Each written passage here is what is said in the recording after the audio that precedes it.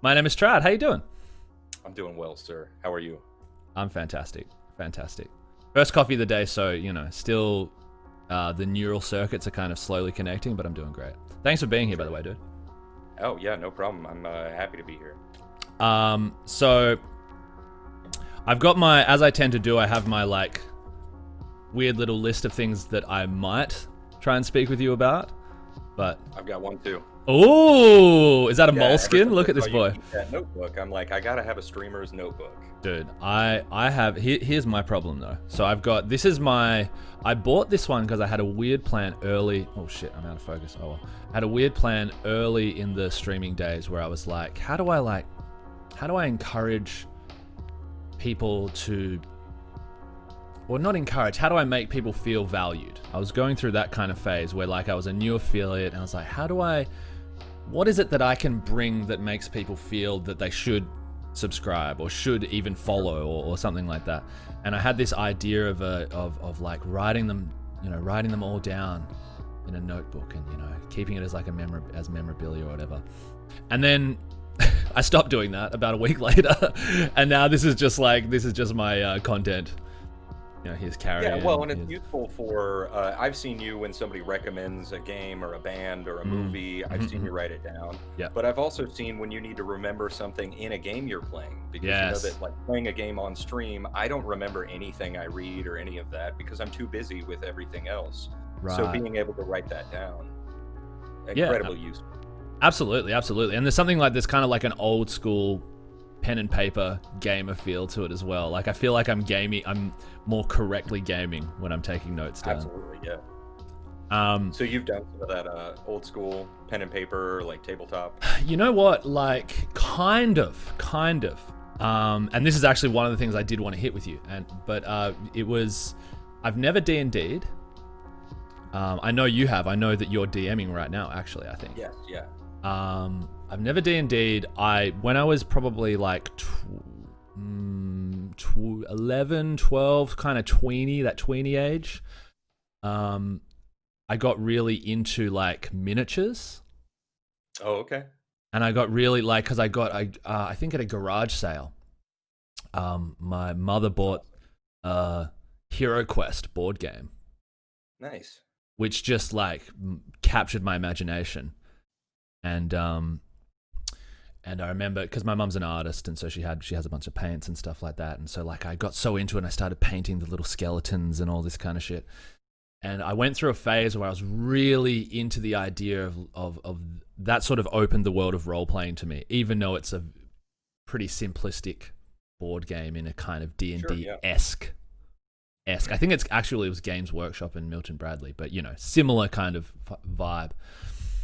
And then from there, I recall getting into hearing of Warhammer Fantasy, and being like, ooh. And then I think finding a store in the little town I was in and getting some miniature goblins and trying to paint them. But in the end, there wasn't really a big community of people that were playing it there, and the couple of people that I did meet were sort of early 20s kind of comic book shop guys, and I'm which is fine, but I'm a 12-year-old boy, and it just me staying over their house is a bit weird, and so I kind of didn't make it fully into that. And then I also remember playing some of when I was really young, I think through, it was a friend of a family or something like that, some of those role-playing books. It was Ian Livingstone or whatever, and you would it was kind of like an advanced choose your own adventure, but you would roll dice and you would have a character build and stuff like that as well. But the awesome. Book was kind of like the DM, I think. Sure. Can't remember what they call. Cool. That's neat. You brought up not having a community to play in, and that I think kind of circles back to what I know you've talked about with a couple people on here, is this idea that we're in this certain age range. Yeah. Where, when I was a kid, the internet, nobody used the internet. I mean, it was for business and that kind of thing. And then slowly the internet has grown to the monstrosity that it is today. Oh yeah. But that's a big thing where I wanted to get into Magic the Gathering. I was in 5th grade. So this was in the, I don't know, mid 90s. Well, I suppose like 98 probably. And Ice Age had just come out. I Oh, remember sick. Ice Age was new at this point. Yeah. And I wanted to get into it, but I bought the starter deck and some booster packs, but no one played. Mm, There was nobody around that played, so you didn't really. So you looked at the pictures on the card. yeah. Yeah. And same thing with D&D. I remember buying 3.5 manuals, but there was nobody to play with. And now you can get on these, I don't know, Reddit or whatever, and they actually have games going where you can Yeah. join in, and they've got DMs, and it's all online. And I think that's impressive and pretty cool. I think that's got to be one of the best things about the internet, right? Is that it's been able to Sure. connect people who are otherwise, really searching for those connections in whatever sort of field or interest it might be. Yeah. And kink. oh yes, only crayons. So you've been DMing. I have, yeah. Is this a new? Is this a new thing? What's your history with this? Well, in terms of DMing, this is really the first campaign that I've done. Mm. And I approach it like I approach my stream, which is just to wing it and not prepare anything and hope it goes well. Excellent. And so far, so good. But I've played enough throughout the years that I am pretty intimately familiar with not necessarily all of the specific rules, but the way that I like to play. So Right. I sort of modify here and there. But yeah, it's fun. It's pretty basic right now. We've got a fighter, a barbarian, a cleric, and a rogue or a thief. So yeah, your basic party really. There's been talks. I remember in Darla's stream before, and I think some other streams. There's been some talks of a few people in the wider Twitch community around us wanting to get into D&D. Actually, so I would love that. We may have to call your number at some point. I'll warn you now, though. I play a bard or nothing. I am a spoony bard or nothing. Bard. Yeah. Dude, let's talk about. Let's pull it back to Twitch just for a minute before we derail inevitably, which I'm totally cool with doing. What got you into Twitch? Well, there's a Twitch streamer. I think it was the first person I really started watching by the name of Charles Carroll. Mm-hmm. He he used to work in comedy. He was part of the $1 Million Extreme group or whatever, the comedy troupe. But he started streaming, and I liked his work prior to his being on Twitch. And so I started watching it, and I pretty much would only watch that one stream. And I did that for a year or so. And then actually, similar to you, I think my little brother started streaming. And he was mostly just doing just chatting, or he did solitaire streams where he'd just play solitaire for 4 hours with lots of people. And I enjoyed watching it. He made me a mod, and then I decided, actually, the COVID stuff happened. I was bored. I wasn't quarantined. I had to go to work every day, but then you can't go anywhere else. There's no bars or restaurants open. You don't want to go hang out with friends and risk it. Yeah. So I ended up just going ahead and investing in a pretty decent computer. And I told myself, well, I'm spending this money so that I can make it back by streaming. It's an investment, right? It's kind of. Yeah, a percentage of a percentage back. That's where we're at right now. So. Yeah, I think I've gotten I actually have on my wall behind here an invoice for the PC and the monitors. That's smart. As a reminder of how in the red I am, or in the black, I think. I've probably made 10% back. Maybe that's pretty good though. It's pretty good. It's pretty good. It's pretty good. Yeah, I've made nowhere near 10%. I'd be surprised if I made 1%. Yeah, I probably made about 1% of mine. I think so. I was discussing with somebody. It might have been Cranberry, might have been Dredsley, might have been both of them actually. That the value of a Twitch dollar, or a dollar earned through streaming rather than Twitch itself, feels to me so much more valuable than any other dollars I've earned. Absolutely. Yeah. It's like I did this. The Yeah. first stream I did after I made affiliate, I got a couple subs and a few bits here and there. Mm, It was like probably after Twitch took their share, it was probably mm, like $5. yeah. But that $5 was like starting to walk down that hallway. That's a very long hallway, and it's one that I may decide at some point to turn back. Mm, But I remember I had a terrible day at work. Boss was yelling at me. Everything was stressful. And then I do my first affiliate stream and made some money. And I thought, I'm not sure if I want to go back. I have been going back because I have bills to pay. But yeah. yeah, I'm telling myself like, okay, I'm really going to put the time into this and the effort. Mm. Because this could be something that works out, and it's like this liberation from wage slavery, you Yeah. know. Yeah, no, that's That's how I feel. exactly how I view it as well. That's exactly how I view it as a liberation. And I actually heard somebody, they weren't talking about Twitch specifically. They were just talking about home studios, content makers, podcasters, et cetera, et cetera, et cetera. As they were they were talking at first about punk rock, and there was some. This is where I get into trouble because I'm gonna just misquote or missay what they're saying, but whatever, who cares? I won't say who it was. The idea was that according to some sort of cultural modern day anthropologist or whatever, every period of at least the US, at least in the last 100 or so years, has had some kind of countercultural music genre. Sure. Some sort of I don't mean anti-establishment as in fuck the world or anything like that, but some kind of against the grain DIY sort of thing. Breaking the rules in some way or another. Yeah, thinking for yourself, doing it your own way. And according to this person, this is the only era where there isn't really one. Because all of the punks, the hip hops, the jazz, all this kind of stuff has, and probably metal to a degree, has been bought out basically.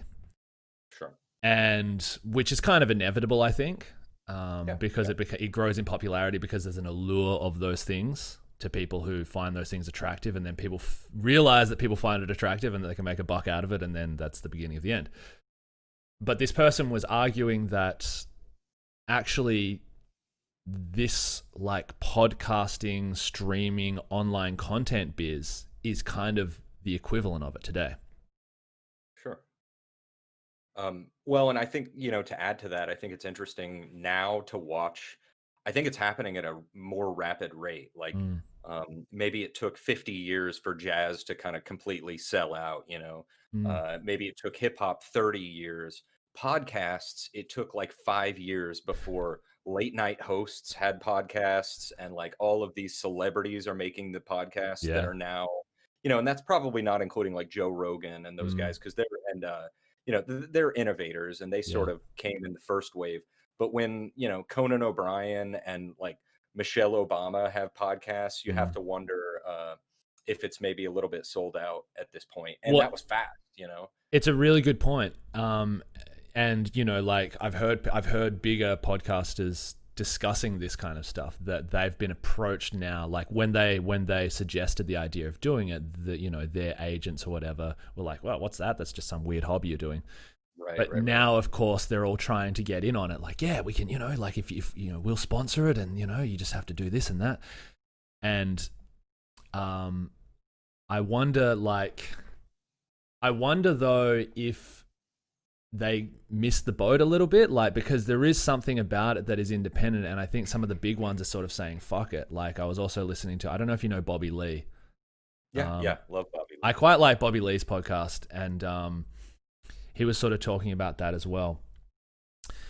I wonder if, it's kind of weird, right? The whole idea of the podcast is somebody being, at least to my opinion, or to my perspective, just being sort of truer to themselves and being able to express themselves sort of unchained from, or untethered from higher powers or whatever. And I feel I don't know if I see the ones that have been like the Conan O'Brien ones, the whoever celebrity ones. I don't know if I see them being that successful. Yeah, I don't know how long they'll last. I know some of them have joined the podcast networks, which is Mm, another thing that starts to grow up mm, around like different environments. Like I know YouTube has a lot of like networks where they'll sign you for a contract and then it's a steady pay mm. and they get the advertising. But they're sharing the money with you, the money Yeah. that you're bringing in.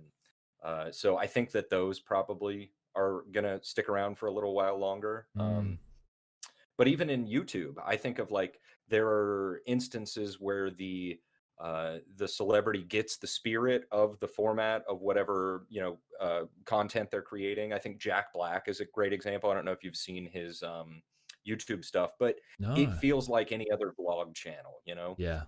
whereas Will Smith made a channel and it just bombed because it's Mm, like he didn't get it. It's not a Hollywood production. It's not, it's supposed to be more genuine. And yeah, some of that stuff comes off as like disingenuous and they're not understanding the spirit of the art that they're making. yeah. Yeah. What do you think the spirit is of what differentiates it from like big time production, sort of YouTube or online content? Well, it's parasocial relationships, right? I mean, it's Yeah. this idea that, at least for me, it's the idea that like, last night I streamed.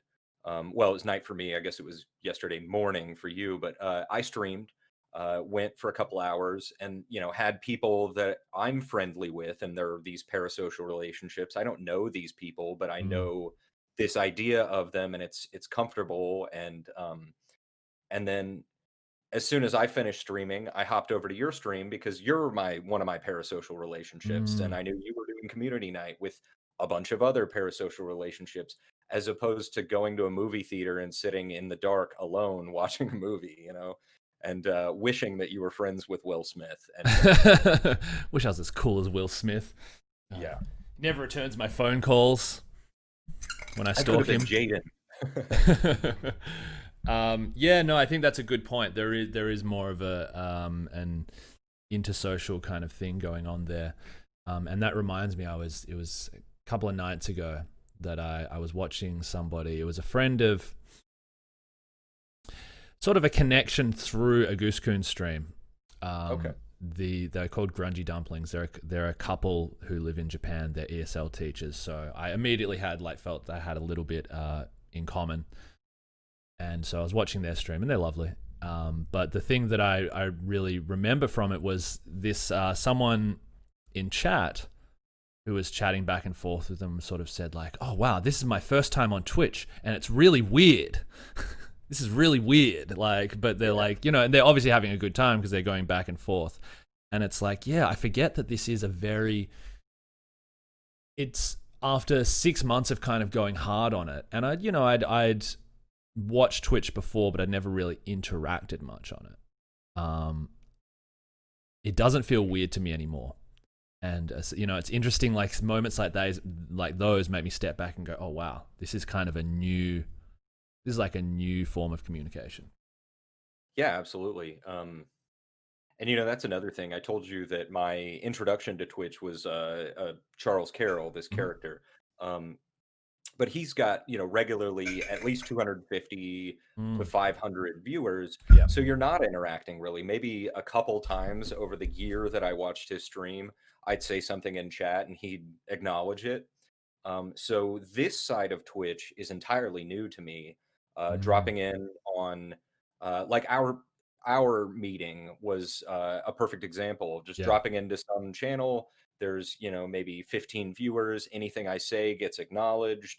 I am more easily able to develop these kinds of relationships with people, and I think Mm. that it's like I said, it's new to me, but it's way more fulfilling than any Facebook friends I've had in the past. I Oh don't use yeah. social media now really, but like, Mm. yeah, even people I knew in real life, it was just sort of like, yeah, I can message them if I want, or I can see a picture of their food, but I'm not directly live interacting. And I think that that adds this special kind of thing to a parasocial relationship.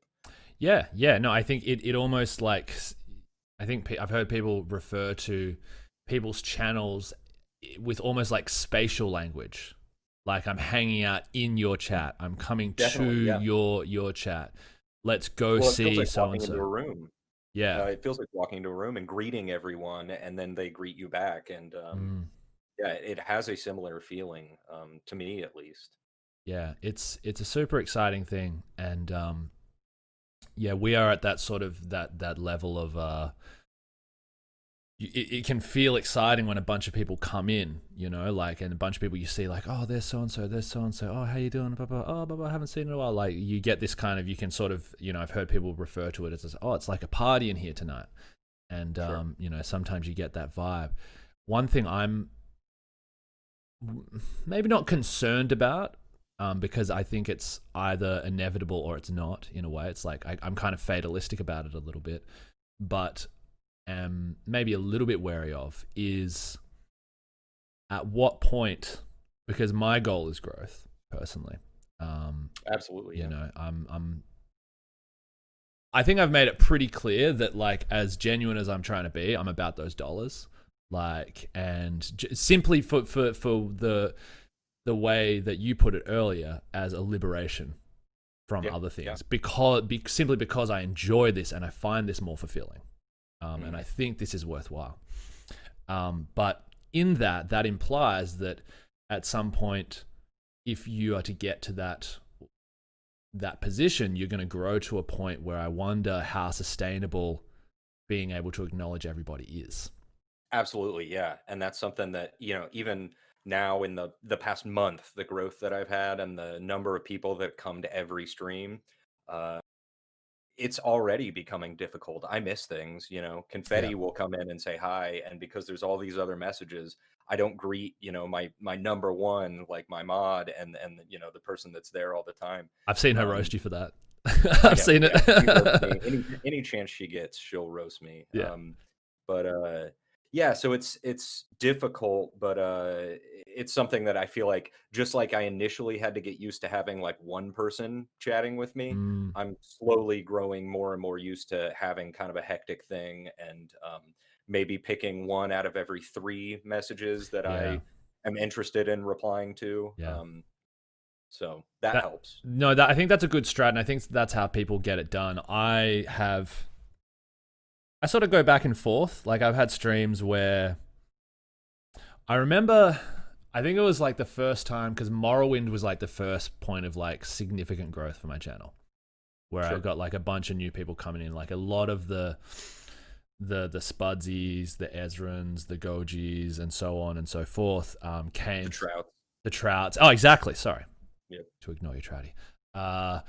Came in through Morrowind, right? And so I was going from being like, oh shit, there's 4 people in here, like Mhm. being like, wow, that was a great stream. I got 4 people in there. That's rad. I'm like on the way to affiliate, to being like, oh Jesus, there was 10 people in here. And they're like, they're all really into Morrowind, and they're chatting back and forth, and they pop pop pop pop pop, and chat is hot right now. And Sure. I remember myself just like trying to like read everything out loud and interact with it, and just like being very excited. And it's like it's a great time, and you feel like this sort of sense of kind of hype, I guess, almost.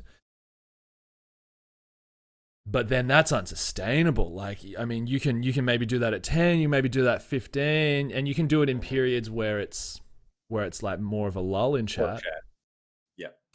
But I've seen other streamers with, 30, 40 try to do that and try to read everything, and it's like you can't play the game if you're doing that.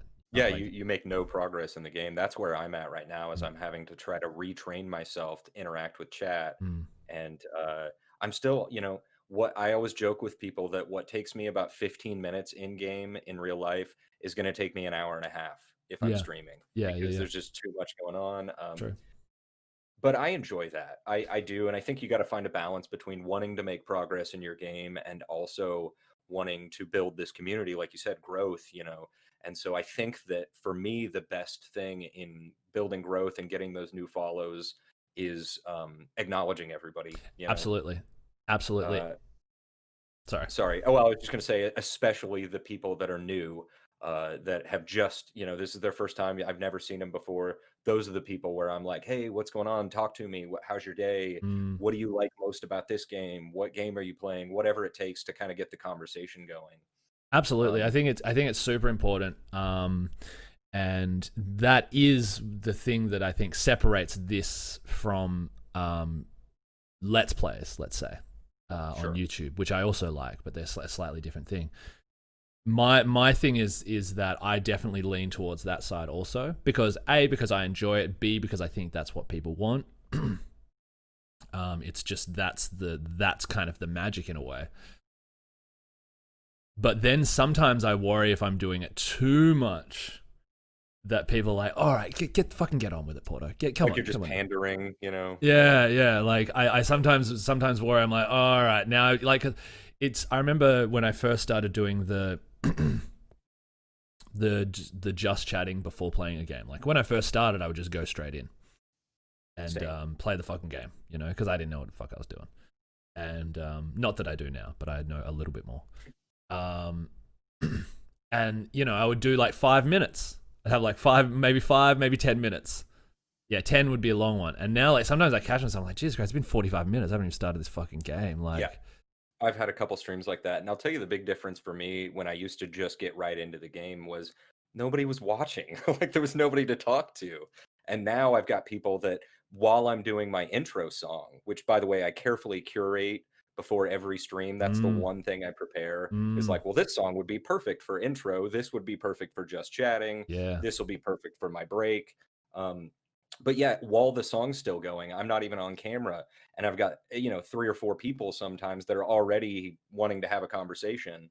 Um, and then by the time I'm just chatting, there's 10 or more people there, and I'm trying to discuss everything with everybody. And but I like that. yeah, me too. I the biggest section of Twitch is just chatting.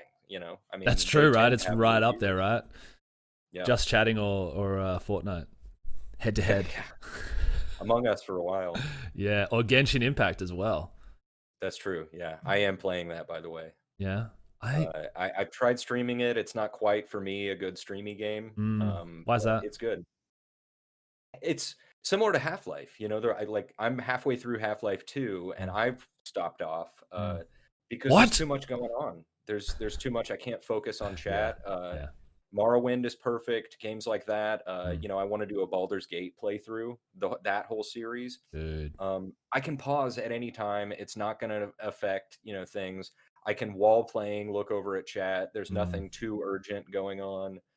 Whereas, if you're playing uh, Half-Life or Genshin Impact to a lesser degree, but still, there's just so much going on. yeah. It hurts my brain. I'm not smart. Well, I know what you mean though, right? Like you have to. There's different modes. There's the gamer mode. There's the focus on the game, get good at the game, and like games are a lot of games are designed to take a lot of your mental energy, like because Yeah. they're designed to be stimulating, and so like like when someone designed Half-Life, they didn't imagine, or maybe some of them did, but like they didn't envision that you would also be interacting with 15 people via reading and speaking, and like they probably imagined that you'd just be playing it in a room somewhere. Well, and that's interesting because I think that the streaming has affected game design Absolutely. to a degree. I Absolutely. think that when a game drops and day one they already have a Twitch extension where you can interact as the viewer and change the experience that the player has, Mm, which some games are doing now. mm, It tells you that that went into like, how can we make this game blow up by being the next big thing on Twitch? Because yeah. that makes or breaks games now. Among Us, Fall Guys, these are games that like none of us would have played if it weren't for the fact that they're blowing up streaming. Yeah. So I wonder if battle royales would be as popular without Twitch. yeah, Because I've seen it. I listened to an interview with Doctor Disrespect on the H3. Do you know the H3 podcast? I do. Yeah, Yeah. Ethan and Hila Klein. Yeah. Yeah. I listened to an interview with him a couple of years ago that they did, and it was interesting actually. They almost got through to whoever the person is behind that character. Yeah. Almost. But he was saying that the reason that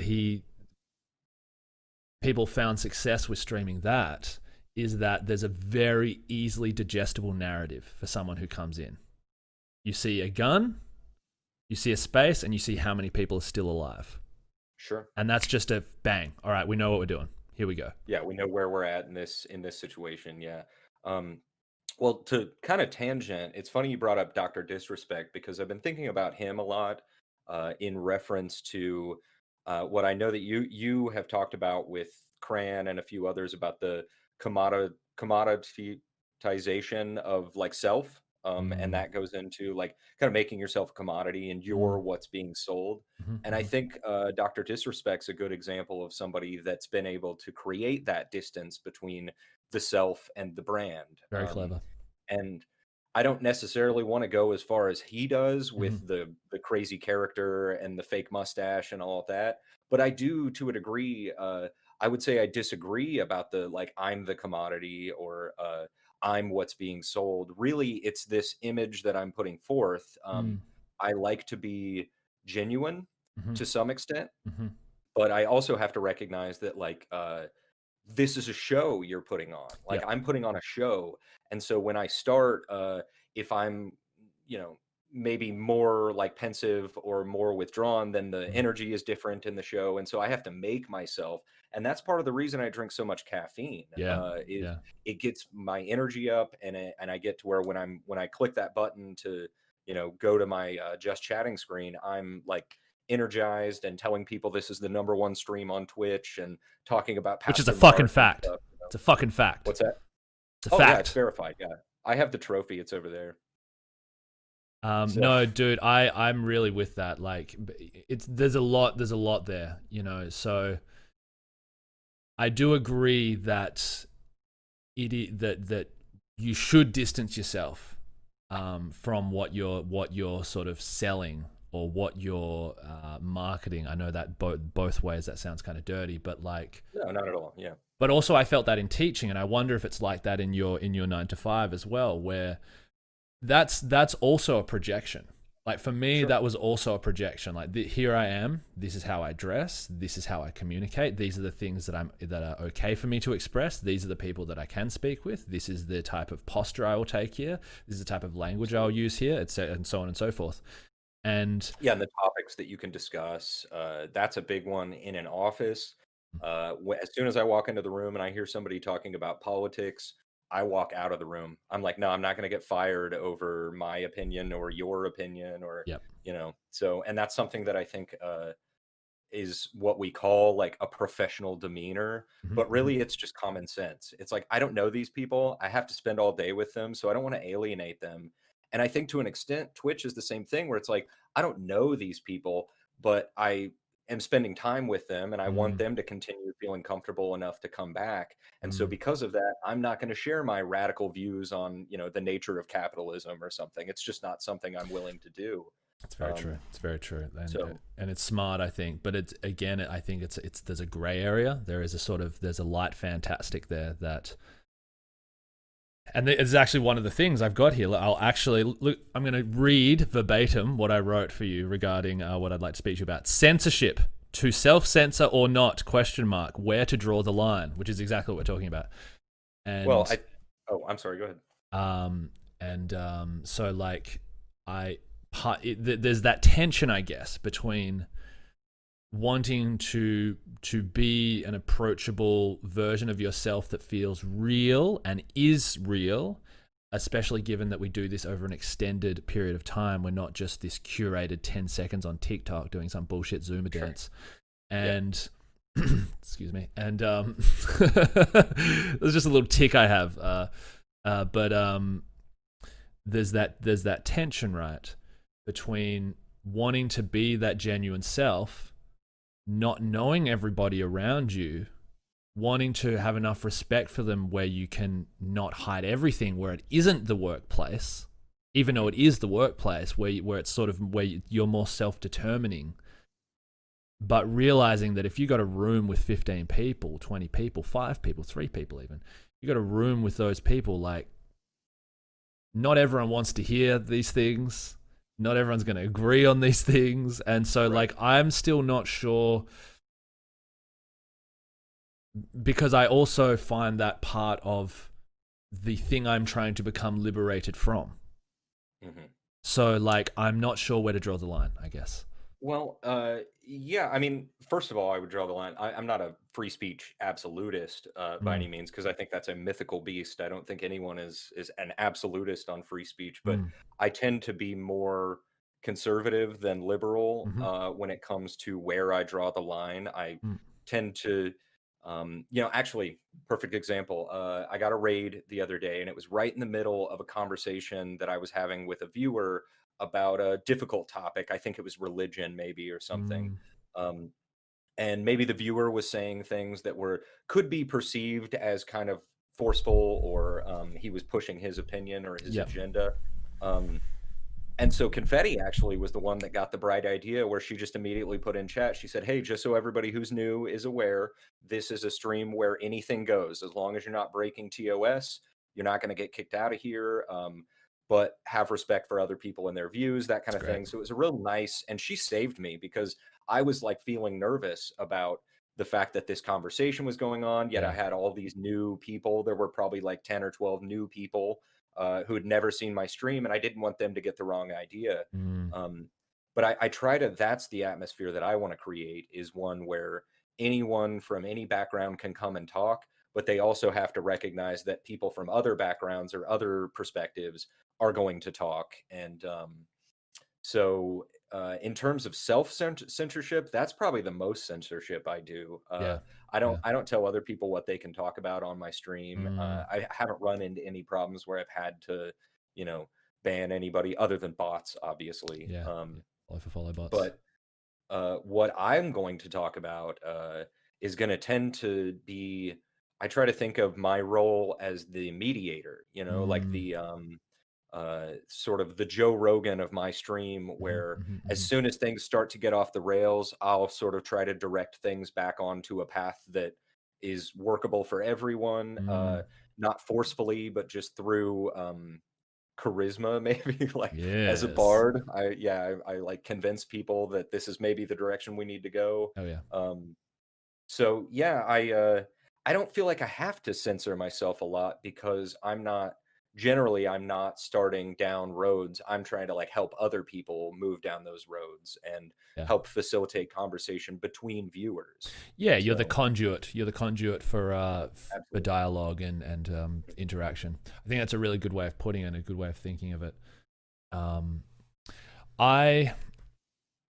I think I agree. I think I agree with all of that. And I really like what Confetti did there. And I think that's a factor that's similar. The way she put it, that's similar to how at least like Cranberry Pudding, I think, views his stream. And I know I would actually, everyone I've spoken with, I think it would be the same. And that's for me, that's one of the really potentially powerful things about this platform, is that we have the opportunity to create a space that isn't an echo chamber, a space where people are able to disagree, where people are able to have humans, to view humans with real emotions who do not hold the same views as them, but do have some of the same basic fundamental interests, this humanizing factor that I think is kind of missing from today just a little bit. There's a little bit of the demons on the other team. The algorithms for Facebook, Twitter, YouTube, all of them are pushing to get you more into your bubble. They're pushing to get you more and more into this comfortable little bubble where everyone agrees with you and there's no conflict, just so that you'll keep scrolling and everything will tell you, oh yeah, you're right, and you're right, and everything, and everything's fine because it feels good. Whereas you're right, Twitch has created this thing where, like, I never would have guessed 6 months ago that I would be interacting with like an Australian, a Spaniard living in Japan, a Malaysian girl, like all these different people, a Belgian guy, like all these different people that oh God, and so many Canadians. Am I right? Too Why many. is everyone's from Canada? But yeah, it's been. I mean, even just in the past 3 or 4 months, I've been streaming. It's been eye opening. Like Mm, I suddenly feel like maybe the world's a little less small. yeah, yeah, and that's like very, very comforting. That's very comforting for me. Mhm.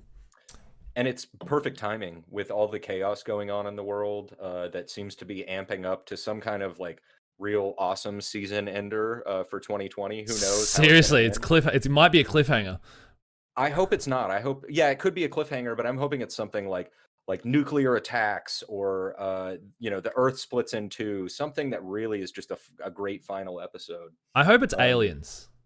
Aliens would be great. I actually want this to get a little planetary. Like I'm kind of a little tired of the tension between countries and the tension between political ideologies and religions, etc. I'm ready for a little, just the aliens, just a real paradigm shift. Totally. You know what I'm saying? It's funny you mentioned the ideologies, and this was something that I had considered this morning in the shower. I read something recently where, and I'm sure you've noticed that it seems like people are like arcing off to these like kind of radical ideologies, whether Mm, that's left or right or whatever, and to a somewhat centrist perspective. That I've always been confused about that, about why mm, people like end up at these different radical points. mm, And I've probably, in my past been here or there on my views, and it's kind of radical. And this guy, he posited that as we live in an increasingly complex world and society and community, that a lot of people, it's hard for them to sort through all of the information and the data. So yep. instead, they just cling to an ideology. And so, yeah, I think you're right. Something like aliens or extra dimensional beings, or like, just some kind of massive discovery like that, or Mm, massive like paradigm shifting mm, event um, would probably get their heads out of their asses, like they wouldn't be so intent on creating a white ethno state or a yeah. whatever, a feminist compound out in Canada or I don't know, like. Sounds like the So plot of yeah, Fallout 3. What are you talking about? there you go. Yeah. No, I totally agree. Like the but also I get it. The world is extremely complex and everything's so nuanced if you're really honest with yourself. And I think I've gotten to the point of, when I was younger, I honestly thought I was smarter than most people, and I thought that I knew everything already. I did. I thought I had it figured out. This is why these I people knew are it all. I wrong. just forgot it. I must have too. Yeah. And I've been clouded by age. But, I think now, I think one of the things for me in the last 10 years is realizing how little I know, and coming to terms with that. So I don't think you can know everything. Like I could go, fuck, I know nothing about ethics, so I'm going to dedicate my life to ethics. And then I Mhm. might know a lot about ethics, but I'm not going to know anything about anything else. And so there's always that opportunity lost or whatever. And so I understand why people who are fucking doctors, who are electricians, who are insert profession here, who are even painters or whatever the fuck. Like I Mhm. understand why it's because you also don't want to be wrong. Like it doesn't feel good to feel like you don't understand everything. And Right. so it's very alluring to be like, yes, and this is clearly the ideology for me, and like this, and I'm on the right team, and I belong, and it's because I'm smarter than those other people. And Sure. And it's a theory of everything. It's like they tend to be whatever the radical movement is, it's a theory that explains every problem in the world. yeah, they And got the it's like, answers. oh God, well, if it was only that simple, then we could all be, Hmm. insert radical ideology and everything would be better. And you're like, probably not that simple, is it? Yeah. Like, I mean, historically, there's been a need for people to have these things, though, which is also weird. Like, people have all, like, well, maybe not a need, but it seems like there's been a need for people to have these things. Like, there's always been some kind of, like, reading through this history book, it started, what? As soon as language developed, basically. People, started to form beliefs around which gangs or crews or societies were kind of formed or whatever. And I think there is something fun about it as well, like about the theater of it, you know. So like I'm an Aussie, as you might know, and over here in the city that I'm in, there's a Australian rules football, or footy as we call it, is a big thing. Like it's a very, this city in particular, Melbourne, is kind of crazy over this sport, which is kind of like a hype. To briefly explain it, it's like a hybrid of basketball, rugby, and soccer, I guess. Okay. Like it's a contact sport. It's highly athletic. It's 18-a-side. It's quite exciting, but it's very odd for anyone who isn't from this specific region of the world. Yeah, it's a spectacle, though. It's a big spectacle. It's a spectacle, and it's the equivalent of our NFL.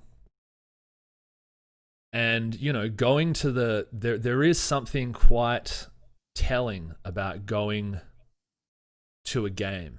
Like there's a bunch. This is sort of the big hub in Australia of that sport, and pre-COVID times, everyone sort of has to have a team. There's like 8 teams here and 8 more around the country, and there's those who are contrarians who say fuck the sport, and that's cool too.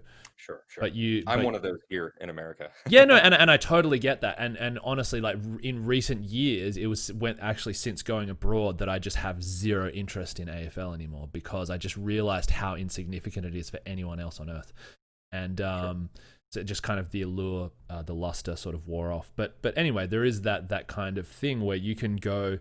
You can have people of these highly educated professions, these calm people, these, allegedly rational people, and of all walks of life. And they go to the footy and they get in this coliseum, and there's a good team and there's a bad team. And suddenly all objectivity goes out of the window. Every call that goes your way is a good call. Every call that goes the other way is fucking idiot umpires or like the fixers in. And everyone on the other team's a fuckhead. And it's like...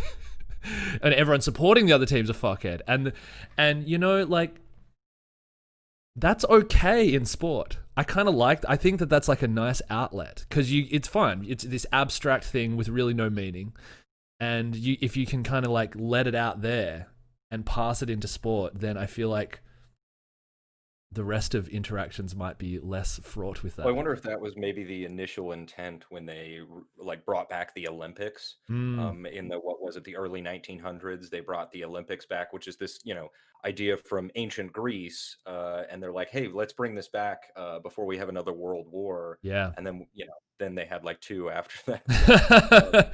But yeah, so I wonder if that's maybe the kind of the charter mission for the Olympic Committee, is to be like, let's try to get people to, sportsmanship is a great, it's something that brings people together. But you mentioned aliens earlier, and that makes me think like nothing will make, warring clans unite than like a common enemy. And now our clans are now like nationalistic clans, and cultural clans, and racial clans, and religious clans, and all of these various clans, some having borders on a map and some not. And so, yeah, if we could get like some aliens to destroy some city, then yeah, everyone around the world would be like, yeah, let's get the aliens. We're fine. Like, please not Melbourne. Please, aliens, not Melbourne. We're not that cool.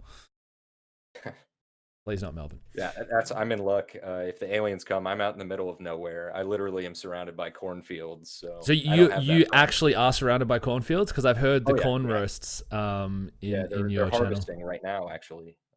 Wow. So yeah. So here's the thing. Have you always been in a rural environment? Because you and I'm making stereotypes here, but you don't strike me as a particularly rural character.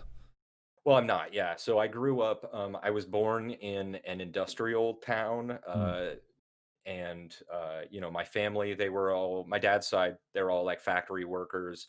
That's where all the jobs was in this town that I was born in, and I lived there till about 11. And I wasn't exactly the average city kid either. I was just this dorky kid that liked to read and play Mario,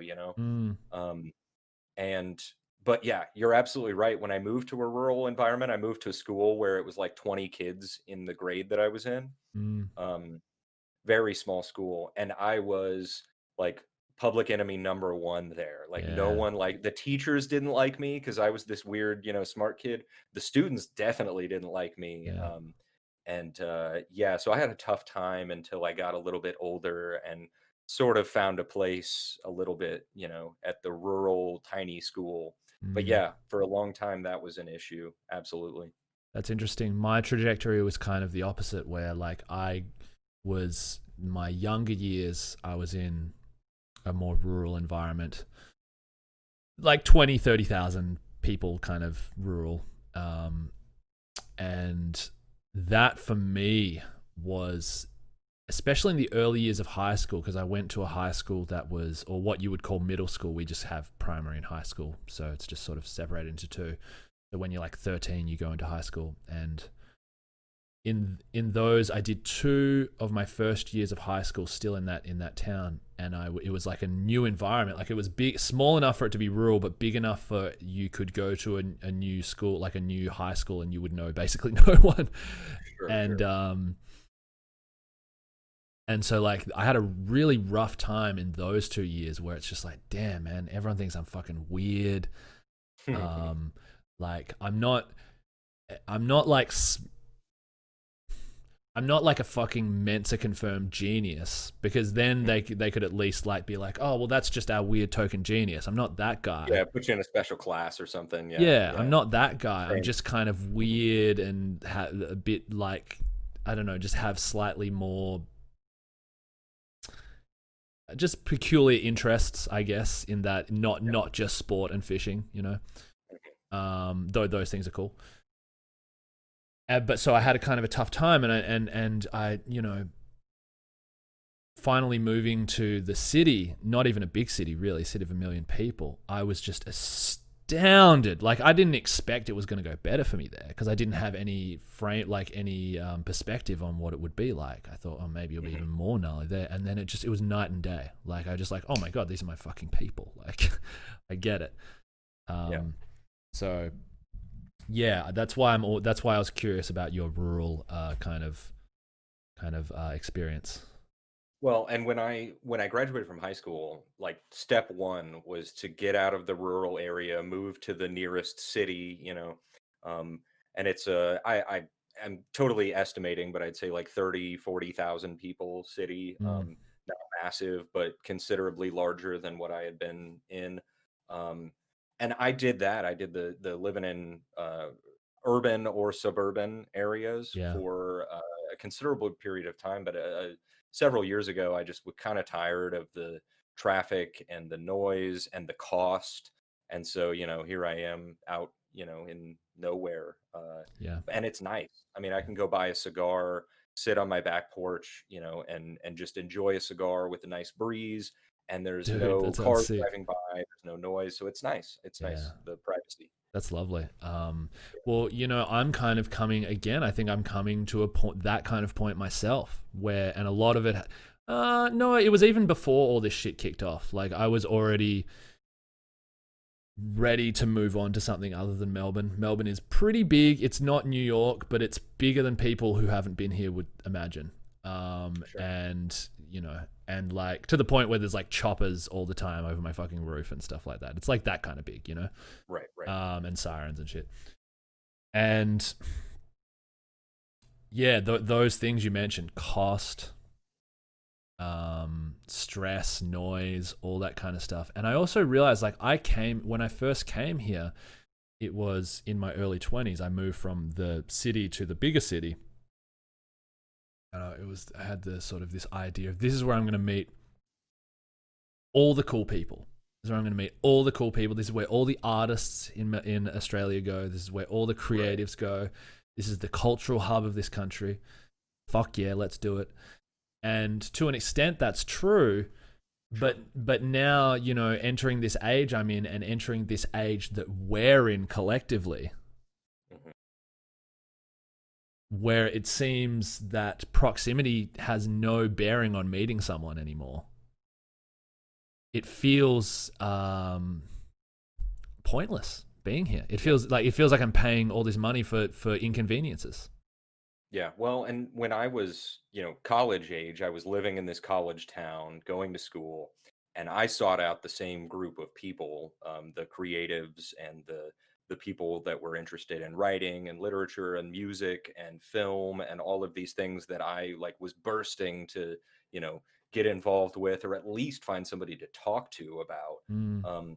And another thing I found, foregoing the fact that now there's no live music now, there's no book clubs meeting now, Yeah. but foregoing that, even back then, I found that there's something about the artistic communities and the creative communities where for every one person that's genuinely cool, there's like 10, I guess you'd call them posers back in the day, but there were Yeah. like 10 people that were toxic personalities, didn't create anything, they didn't write, they didn't go to school, they didn't do anything productive, and Mm. instead were just there for the image of being involved in the music scene or the art scene or whatever. And it was like, that is frustrating too. And I think it's Mm. easier online to sort through those personalities and be like, yeah, I've interacted with that person.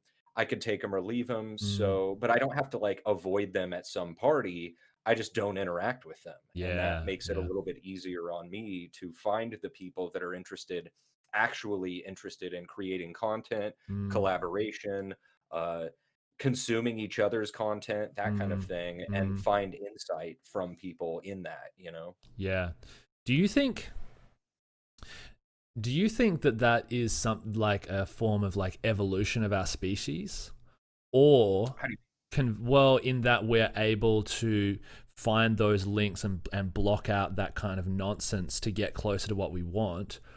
Or, because I think it could be that, or is this hindering our ability to cope with normal social situations where normally the perils of, because I know exactly what you're talking about with those kind of bad actors that are, well, maybe that's the wrong term, but people who are kind of posers, or they sort of just want to seem cool and do the thing, and they want to like show off, or it's more about them than the thing that they're into or Yes. whatever. Yeah. um I wonder if that was a social, like a kind of a social skill that we needed to kind of grow in a certain way, like dealing with those people. And so like part of me thinks that this, what we're doing now as a species, I guess, is like an advancement. But part of me thinks that like we're probably losing some skills along the way. Absolutely. I just listened to well, I say I just, but it was probably like 2 years ago, but it stuck with me, and it Mm. was talking about calculators and phones and Mm. how everyone has this like top tier calculator that you can turn into a graphing calculator or a scientific calculator right on your phone. And because of that, researchers are noticing a decline in basic mathematics skills, multiplying, adding, that kind of thing, because it's a muscle, and Mm. it's something that like just like social interaction, it's something that has been like engineered over countless generations. Mm. Language is another one. They're called mimetic tools or something like that, and it's Mm. basically just these tools that are in our brain, Yeah. and language is the big one, but mathematics is another one. And there's all the and like social norms and stuff are things that have developed over time, and because of technology, we're losing touch with some of those. Yeah. I don't know that anyone has. I would guess that probably if you're taking an educated people with high school diplomas, let's say, probably math skills have declined a little bit over the last 50 years. Yeah. Um, and and I would say the same for the social interaction, that like in on one hand it's this epic tool, this insane tool that we have, the internet, Mm. and connectivity, but then on the other hand it is creating the situation where probably, yeah, for some people at least, their ability to deal with everyday social circumstances is diminished. Yeah. So I Yeah. think I think that's interesting that you bring that up. Yeah, it's sort of like hard to know where it goes in a way, like where like it leads. I mean, I generally am positive in many ways about the future of human interaction. I try to be anyway. But it's sort of hard to see what like the average human will be made up of in 50 years time. Like I kind of wonder like where we're going into this era as presumably adults. I guess we're adults. And I'm pretty sure we're adults. Sort of, but you know, we're going into this and sort of where not everyone's doing this, but everyone's doing some form of this, especially during the pandemic. Like, sure. I feel like this is, if anything, it's normalized this type of interaction, like a video chat or something. Like, I feel like even elderly people are probably doing this shit now. Oh, absolutely, yeah. And so that's kind of a fast track into a new form of communication or a normalization of it. I wonder, like, then with this becoming more of a norm, what the next generation's going to be like. Like, how is face-to-face going to be, I wonder. Sorry.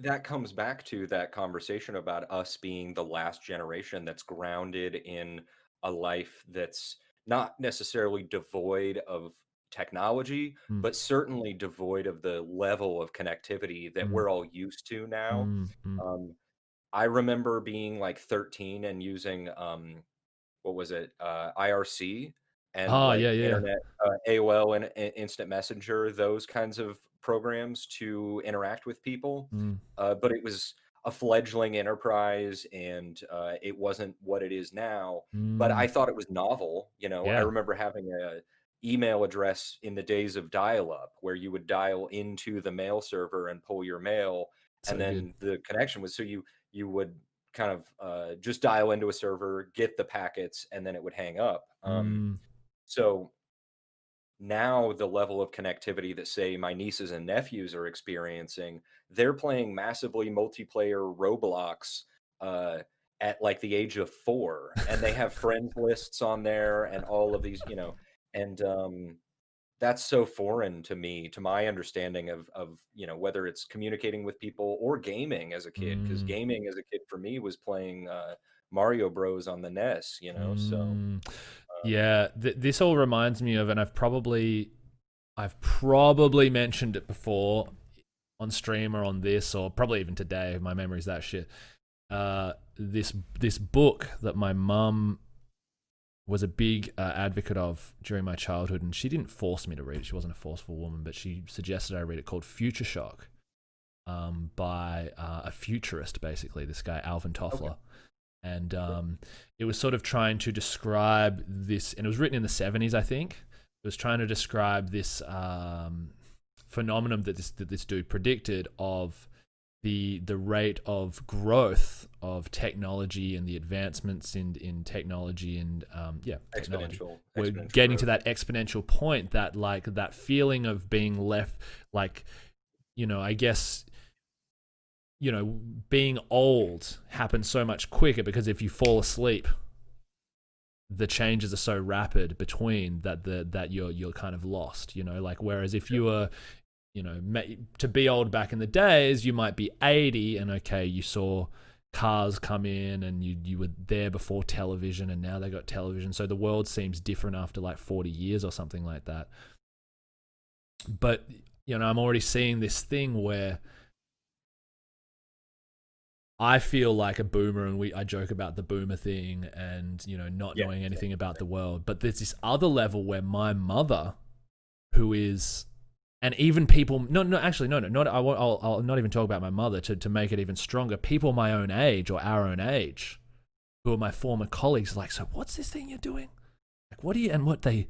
Then they speak with you, and it's like, what are you? So are you playing the game? Is you? They're all like little kids, right? Yeah, like, I get that question. It's all like kids, and I'm like, yeah, no, they're like grown adults. Yeah, yeah, and so but yeah, just it's disconnected. Yeah, it's like but that was something that happened just overnight, right? And there's things within it that I don't understand. I'm looking at TikTok and things like that, and I wonder, when the people who are TikToking, when do they fall behind the 8 ball and they go, what is this other fucking mind melding shit that's going on? Like, I feel like I don't know how anyone's gonna fucking keep up ever. well, and that's something that I think, I don't know. I mentioned that I'm not really on social media. I have a Twitter just for my Twitch. Mm, Um, just to promote and let people know when I'm going live.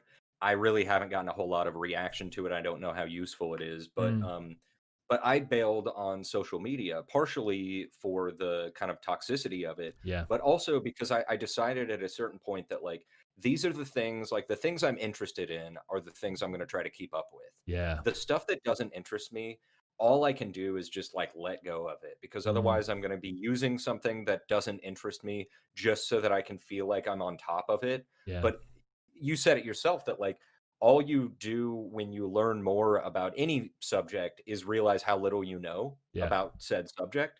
So like technology, I think, is another example of that, where it's like I could spend all my time and money trying to develop like this well-rounded knowledge so that I can interact with the Zoomers.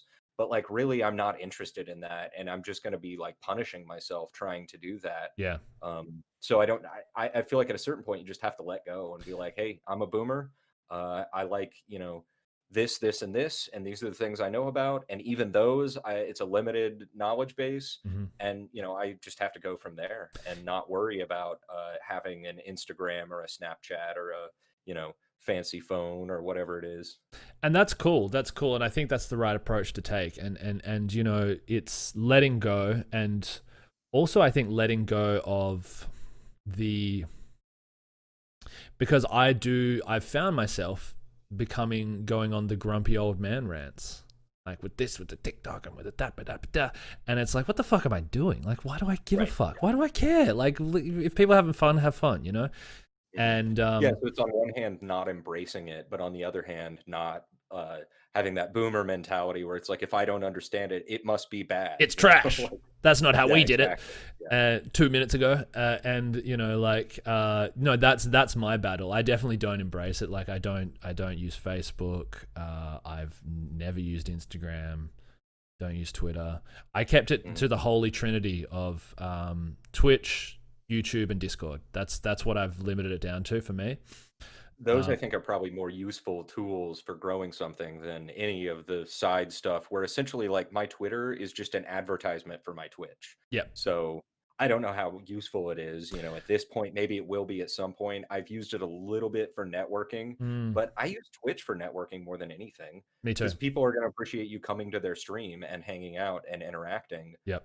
way more than they are you liking or retweeting something that they've tweeted. So. Absolutely. How much time would you say you spend on Twitch not streaming per week? Per week, Or per any probably time period? 15 hours maybe. Mm, I definitely spend no more than that. Yeah, because weeknights, at least 2-3 hours a night, and then weekends an untold amount. I mean, probably like 6 to 8 hours a day on weekends. So yeah, pretty significant amount of time, more than I stream. yeah. I'm watching other streams, or at least I've got it going in the background. Yeah, yeah. And you're also a full-time worker. Mhm. So how busy do you feel these days? Insane. Yeah. So that's funny that you bring that up, because that was something I kind of wanted to discuss, because I do feel like maybe I have an interesting perspective, and it's probably not original. I'm sure there are other people, but I Nothing either mentioned of that us is coming up with is going to be original, unfortunately. right. That's okay. Um, I mentioned that I had that first affiliate stream, made some money. Well, I haven't gotten the money yet, but Twitch is holding it for me. So Yes. thank you, Twitch. Taking care of it for you. Um, but yeah, I made some money, had some income, revenue, and realized, okay, this is somewhere I can go with this. But I realized, well, I still am working Monday through Friday, 45 plus hours a week. Mm, So I'm really going to have to like put my head down and just go with the streaming. yeah. So at this point, I'm trying to stream 6 days a week. Okay. It's coming out to be more like five, but 5 days a week, 20 plus hours a week that I'm streaming on top of the work. But I feel strangely invigorated. I Mm, feel like the creative outlet of streaming, which is like just a start for me. I now that I've gotten a taste of it, I'm like, okay, well, I want to like do collab videos. I want to make, have a YouTube presence like you do. I want to come up with great ideas like content, like things mm, like conversations or comedy sketches or whatever. So Twitch is sort of me taking off from that, like the ground being this terrible, dull place where I wasn't creating anything and I wasn't expressing like my performative side. mm. So it's worth it, it's like, tonight I could have gone and hung out with friends. Normally I would stream, but because, I'm here doing this with you, I took the night off streaming, but Thank you for I'm that. sitting here anxiously awaiting your call, and it's somewhere. So, I would guess that most of my colleagues are at this point either out having a drink with dinner, or they're like lounging around watching Netflix.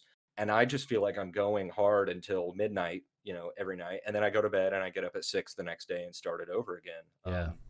So yeah, it's busy, but it's like it's fulfilling work. If I Nice. was putting all those hours into the law office, I wouldn't enjoy it at all. I wouldn't, yeah, I would hate my life.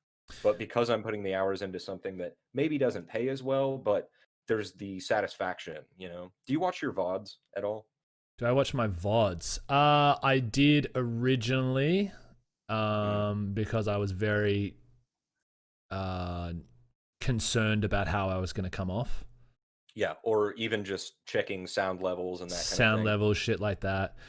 Well, I've slowed down on watching VODs, but I still, if I want to check something, make sure everything looks good or that kind of Mm, thing, and I will check it, I still get this awesome sense of satisfaction where I'm like, in the moment, I'm just talking to chat and I'm interacting and I'm playing the game. But then afterwards, when I watch it, I'm like, this is good. Like, yeah. it's not great, but it's good. And so it's like, creating something like that just gives you the taste for it, and you want to keep doing more, and you want to stream more hours and make more videos and come up with better ideas and Mm, continue, like, opening up, like I'm a blossom, like a yeah. No, that feeling of rose that's growth, blossoming. growth and expansion, externally, internally is great, right? And I mean, you've recently made some big changes to your channel as well. It looks great, by the way.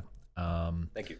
And like that's I totally agree with that. The idea that although you're kind of busting your ass, especially the fact that you're working fucking 40 hours on top of it, is it's invigorating because it's work for you. It's the work that you want to do, right? Like it's the Sure. shit that you want to put in. And like I got to be honest with you, I do miss having more time to like watch movies and shit like that, because I do love film, and I'm hoping to find some time to do that in the future. But like I feel that the stuff we've been doing, not for everyone, this is not me getting on the high horse, but for me at least, is the only person I can speak for, was a far better use of time than anything else I was going to do. Like it does feel, it feels productive, it feels rewarding, and seeing when you look at your VODs and go, wow, this is a quality product, like it's getting better. That's like a feeling that no one can take away from you, I think. Sure. Yeah, Extremely rewarding. I think we talked on Discord a little bit in one of the servers about growth and like how Mm, you're measuring growth and what you're doing to contribute to that. mm, And I liked your response where you're like, over a short enough period of time, it's not really worth putting a bunch of effort into understanding the analytics and that kind of thing.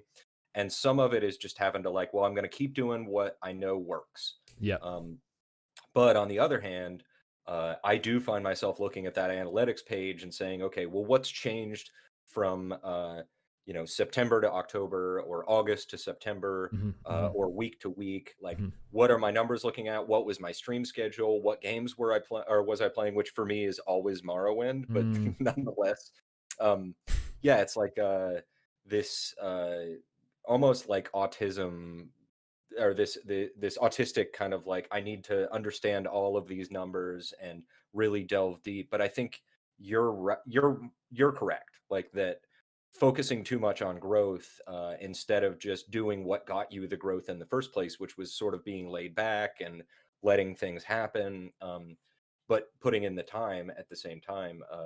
I think that's a better way of doing it. But do you find yourself like obsessing over growth at all any times? well, I should admit that when I say that, that's partially me sharing what I think is the correct thing to do, but it's also Yeah, me telling myself, like reminding myself that that's what I sure. think the correct thing is to do, because I'm not immune to that. I have definitely poured over analytics, both to, you know, self-congratulate when I think things have gone well, to look at things on the whole, to sort of think what the fuck happened when things didn't go well. And, you know, to sort of reassure myself that long-term there is what I like to do, the one that I think feels the best, if you just need to pat yourself on the back. And I don't recommend it, but, all right, well, I don't recommend this mindset, but like, listen to me now, like talking about all the unhealthy things to do. So smoke while you're smoking a cigarette, you should, and punching a whiskey, you should look at the entire period that you've streamed.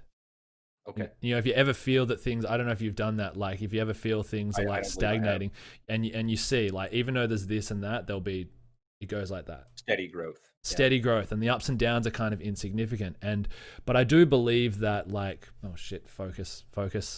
I guess that's fitting because I'm kind of talking about focus. That the way I measure a successful week, last week, for example, I had numbers wise in terms of average views, this was my best week. And congratulations. Well, that's great, right? And then on the one hand you go, wow, I did well this week, and, you know, yay. But then I have a whiteboard behind here of the things that I need, that at every Sunday night I check what I've done and I rewrite, and then I see how much of the things I said I would do, I'm going to do. I do the exact same thing. I have a whiteboard right there where I just write, like, here's the business I need to take care of. Here are things I think of. And then, yeah, exactly. Like at the end of the week, you look at it and you're like, fuck, I didn't get any of it done. Yeah. And so, yeah, it includes, you know, mostly Twitch stuff, some content stuff. And then I even have, because of the lockdown here, I have like exercise stuff, because it's just, I feel like that helps me get in the right mindset doing that. Sure. And just being, I'm not like a health nut, but just being somewhat healthy. And even like studying other things, like studying Chinese and reading, and, you know, I have to remind myself to get away from the screen. It's all kind of up there. And so last week, on the one hand, I look at these numbers, I go, oh yeah, great. But then I look at the board and I go, man, I had a shit week. Like, I had a shit week. I didn't put in fucking nearly as much effort this week as I did last week. And I think the results are reflected in the future. That's not that I did well that week. That's me the months leading up to that. Before. Yeah, that's the work that went into that, getting there. And so that's why I'm trying to view this thing behind me, or in front of me rather, this whiteboard as more of a measurement of how well I'm going, because I think if the habits are right, then the results will follow. Yeah, and I love that you bring up the fact that, like, it's a delayed kind of reward if you do well. Because let's say on average, it takes 2 weeks to a month for somebody regularly coming to the stream to ever want to give you a dime. Yeah. Or whatever they have in Australia, like a kangaroo dime. I don't know. Get the fuck out of here. But, no, I'm just kidding. But yeah, that's and I had never considered that. So I'm glad that you brought that up, because now it's got me thinking, like, okay, there's no such thing as a stream that doesn't matter. Like, any one person that comes in there may just seem like, oh, this is some rando. But if you can kind of work them into like being comfortable there, and you can develop some kind of a relationship with them, then 2 weeks from now, that guy's going to sub, or that girl's going to sub. And that's a little, you know, and they may word of mouth, they may bring people, they may say, oh, I'm going over to this stream. And all the time, my friends on Twitch, I see they're watching a stream. I don't know the streamer, but I go there because my friend's watching it. So even along that line, like for every person that you're bringing in, they have a friends list, and those people see that they're watching your stream. So, yeah. I think that's a really good way of looking at it. And yeah, all the interactions matter, you know, like the things that seem insignificant can become huge, you know. Like when I was like, I need a mod. I remember sending out the call. This was about 3-4 months ago, sending out the call via Discord, and Spudsy replied. I'm like, Spudsy, I guess I've seen a little bit of him. Like, he seems okay, I guess. Like, but he wasn't one of the people that I necessarily had in mind at the time.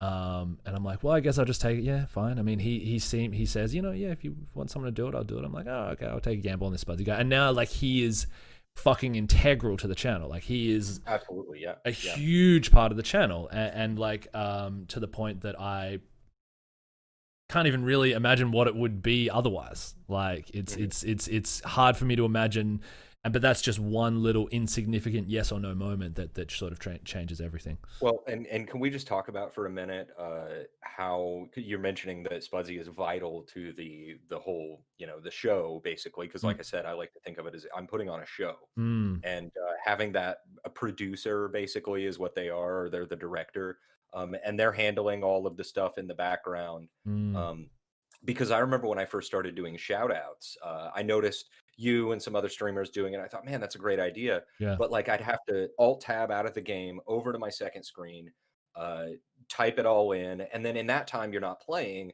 Whereas now I know Spudsy's like this, and Confetti is my Spudsy. Yeah, she's great at it too. We've Yeah. developed a relationship where when somebody comes in, she knows who I want getting shout outs and she does it automatically. If she doesn't, it's because maybe she has looked away. And so I'll say, hey, can we get a shout out for this person? And they're there.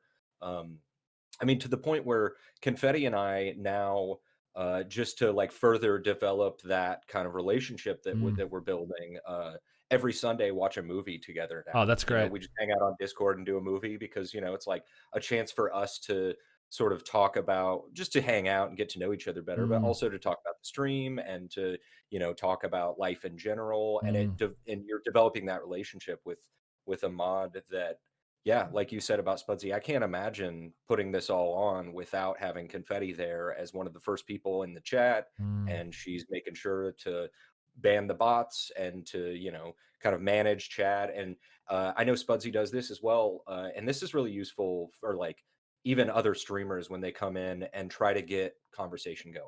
When chat's kind of died, they'll say, "So what's everybody up to today?" Or has anybody seen this new movie I'm going to go see on How Friday? about And that local that, sporting team? yes, the local sports ball team is going to win the big championship playoff. Mm-hmm. So yeah, bringing stuff up like that is like so helpful to me because then I can focus on playing the game and also like paying attention to chat without feeling like I'm pushing people into talking. Mm. Yeah, So no, that's it's such a big thing, and I didn't really, I guess I didn't really know prior to having a mod sort of permanently in the channel. I didn't really know. I sort of thought of it as someone to ban haters, right. but that's down that's way down the list. There's so much more to it. My name is Trout. Yes, sir. Tell me about the origins of your name, your username. Oh, okay. You remember a little game for Nintendo 64 called Perfect Dark? Yes, I do. Okay, so I never had Perfect Dark as Right. a as a teen or whenever it came out. Um, but I had friends that had it, and I was always just I'd name myself Sean on their thing. So I had just finished reading maybe Slaughterhouse-Five, maybe Breakfast of Champions, one of the books that featured Kilgore Trout. I was very much into Vonnegut. Nice, yes, yeah. I was very much into that at the time, and I liked that character. Like I think I had read somewhere that that was supposed to be the literary representation of Vonnegut. That was basically him, but a hyperbolic, aggrandized version. Mm. And so I just named myself Kilgore Trout, which is what I went by for years. And then somewhere along the way, dropped the Kilgore, probably because the username was already chosen, or because people just called me Trout. Mm. Um, so it's funny because you mentioned that I don't fit the stereotypes of a rural, you know, American life person. And I get people assume all the time that it's a fishing reference, that I'm really into fishing for trout, or that I'm some backwoods Southern guy, which is Even not the on case even at on all. Twitch, right? Like, Yeah, yeah, absolutely. Yeah, I get that all the time. The fish reference, like there are people that call me fish. And Yeah, and it's funny to me because a long time ago I stopped explaining unless somebody actually was interested. I mm. didn't explain that, oh, it's not actually a fishing thing. So I just let that slide. People Yeah. think it's a fish thing and I'm fine with that. Like it's not worth the conversation every single time. No, So generally, I don't go into detail about those kinds of things. that's fair. It's interesting. I probably the biggest Twitch streamer I follow is, well, the second biggest after you is their name is Kilgore Trout. Oh, And really? but they do gore with with the number 0, the numbers instead of the O thing.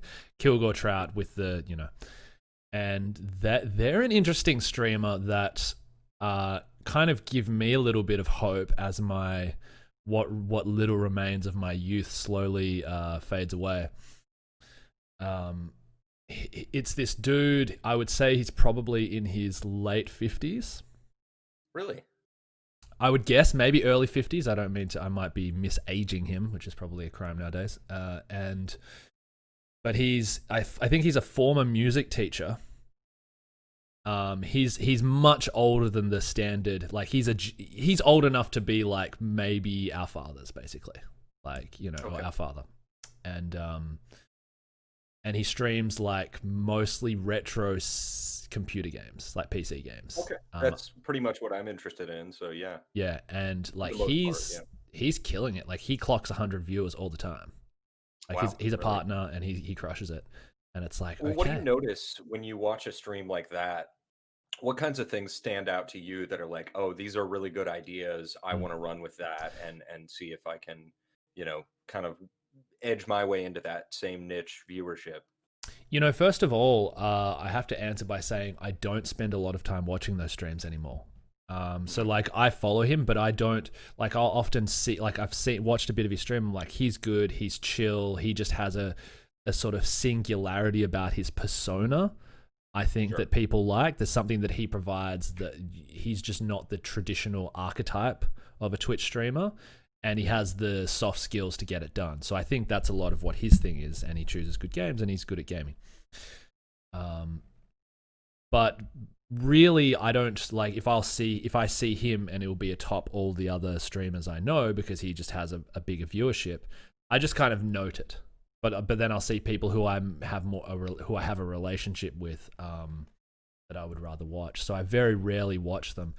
There's another streamer, what's her name? Lily Alive, who I watch sometimes. I liked her. She's sort of a similar size. She's probably the other big streamer, and then they're not big, but they're like partnered, partnered streamers, full-time partnered streamers, and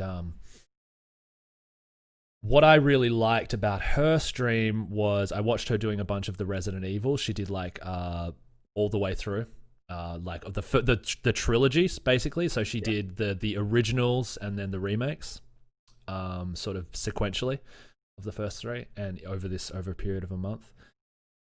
What I really liked about her stream was that it was clear that she was in no way trying to do, how do I put this? She wasn't buying into any of that like low-hanging fruit that female streamers can do. Like she wasn't, and I'm not trying to slag off female streamers. In fact, she's just the type of streamer who I want to support, because like she's what she does is she's grown popular through being a legit gamer, for having a legit good personality, and like through just using the skills that I value in that she's amusing, she's entertaining, she's warm, she interacts well with chat, she's good at gaming, she's funny, etc, etc, etc. She has high production value. As for what she does, I think she was the one that I really started liking the bit alerts. Like, I know everyone does bit alerts, but like I liked the style of bit alerts she did, and I also liked that she kind of took the theme of what she was playing and integrated that into how she presented the whole thing. So she went into Resident Evil month and kind of did that. Yeah. So, you do that as well with the Morrowind alerts and the alerts from various games. And I've noticed that. I have more of an aesthetic, like the retro wave thing going on right now. And so my alerts are, related to that aesthetic. But I noticed a guy who he has different overlays and different alerts for different nights, because he has that schedule where it's like Retro Friday and RPG Thursday, and Yeah. so his overlays and his alerts and stuff all relate to the theme Mm. of that night, and I like Yeah. that. I think that's a cool idea. Well, Um, that's something that like because I encountered a big problem in that stage where it's like you got to start branding your channel, and I was like, I don't, I know you have to, and so it's like, how can I do it without doing it? And so it's like because I've always had troubles with branding myself as one thing. It's like, here I am, and now that I'm this thing, that sort of feels restrictive to me. But I recognize that that's a integral to kind of growth. So that's where where I found it appealing to sort of use the game and integrate that into your branding. It's like, okay, so now it's the spooky game thing. So we have the spooky music, and I have the black and white camera, and we sort of right. we do that. The sort of overlay is based around that game. Yeah, you brought up the what I like to call booby streamers. Yeah. Yeah, and I'll be honest with you. The more I've streamed, the more I have felt like I am not that concerned with their streaming that. Yep. And I'll tell you why, because when I got affiliate and I was working on my stream rewards, I was trying to think of things like for your stream points or whatever, things that I'm good at. And the one I landed on was tell a story. Mm-hmm. And sometimes I tell a true story. Sometimes I make one up that's totally false. I've heard a couple. But they always, I have that skill, right? The charismatic skill to make things up and then make it seem believable and like paint a. Yes, a charlatan. And that's my skill. So there's booby streamers that their skill is their sexuality. They know how to like look just right on camera and entice the male gaze or female gaze for that matter, and how to now bad personalities aside, if you've got somebody that's a good personality but also is kind of shaking what their mama gave them, for the camera, and if they can make money doing that and they're not breaking TOS, I don't see a problem in it. In fact, I'm like, yeah, you have to find the things you're good at and the things that are going to draw that viewership. And sometimes I wish I had tits to have a low cut shirt. And Well, you know what it is like. I don't condemn any of them for doing it, because there's obviously a demand for it. So like that's there. Use anything you have to get where you want to go. I'm all for that. Not the thought. Like I'm more like the people who are into that, the people who actually pay the money. I'm like, why the fuck is that what you want? It's more that it doesn't stimulate me. Like, it's like, how, like, boobs are great, but 6 hours every day, like, right. What is there something more? Like, where do we go from here? Like, and that's where I kind of get caught up. My life savings and give it to this person just because I can watch them live, not get naked. Like, yeah. And so I think that there's something. No, I don't condemn people for doing that at all. I mean, it's and that's again the beauty of something like Twitch, is that the market will determine what is successful and what isn't. It is free market in a way. But no, I don't think there's no kind of streamers that really bother me if what they're doing has a market, because again, you don't have to tune in. Yeah. There's things that I'm interested in, and there's things I'm not interested in terms of what they have to offer. But yeah, I'm the same way. I don't fault anybody for whatever way they can eke out their existence. I am more than willing to salute them for that. So. Yeah. What about ASMR streams? Have you watched any of those? I've watched ASMR videos. I was curious about it because it kind of blew up as a meme like 5 years ago or something. Yeah. And so I was curious. So I got my nice headphones, and then I found some video where it was like a mock doctor's appointment, and the girl, is like whispering like, "Hey, welcome to the doctor. I'm going to take your temperature and blah blah blah." And they're doing all the stuff with the binaural microphone. Yeah.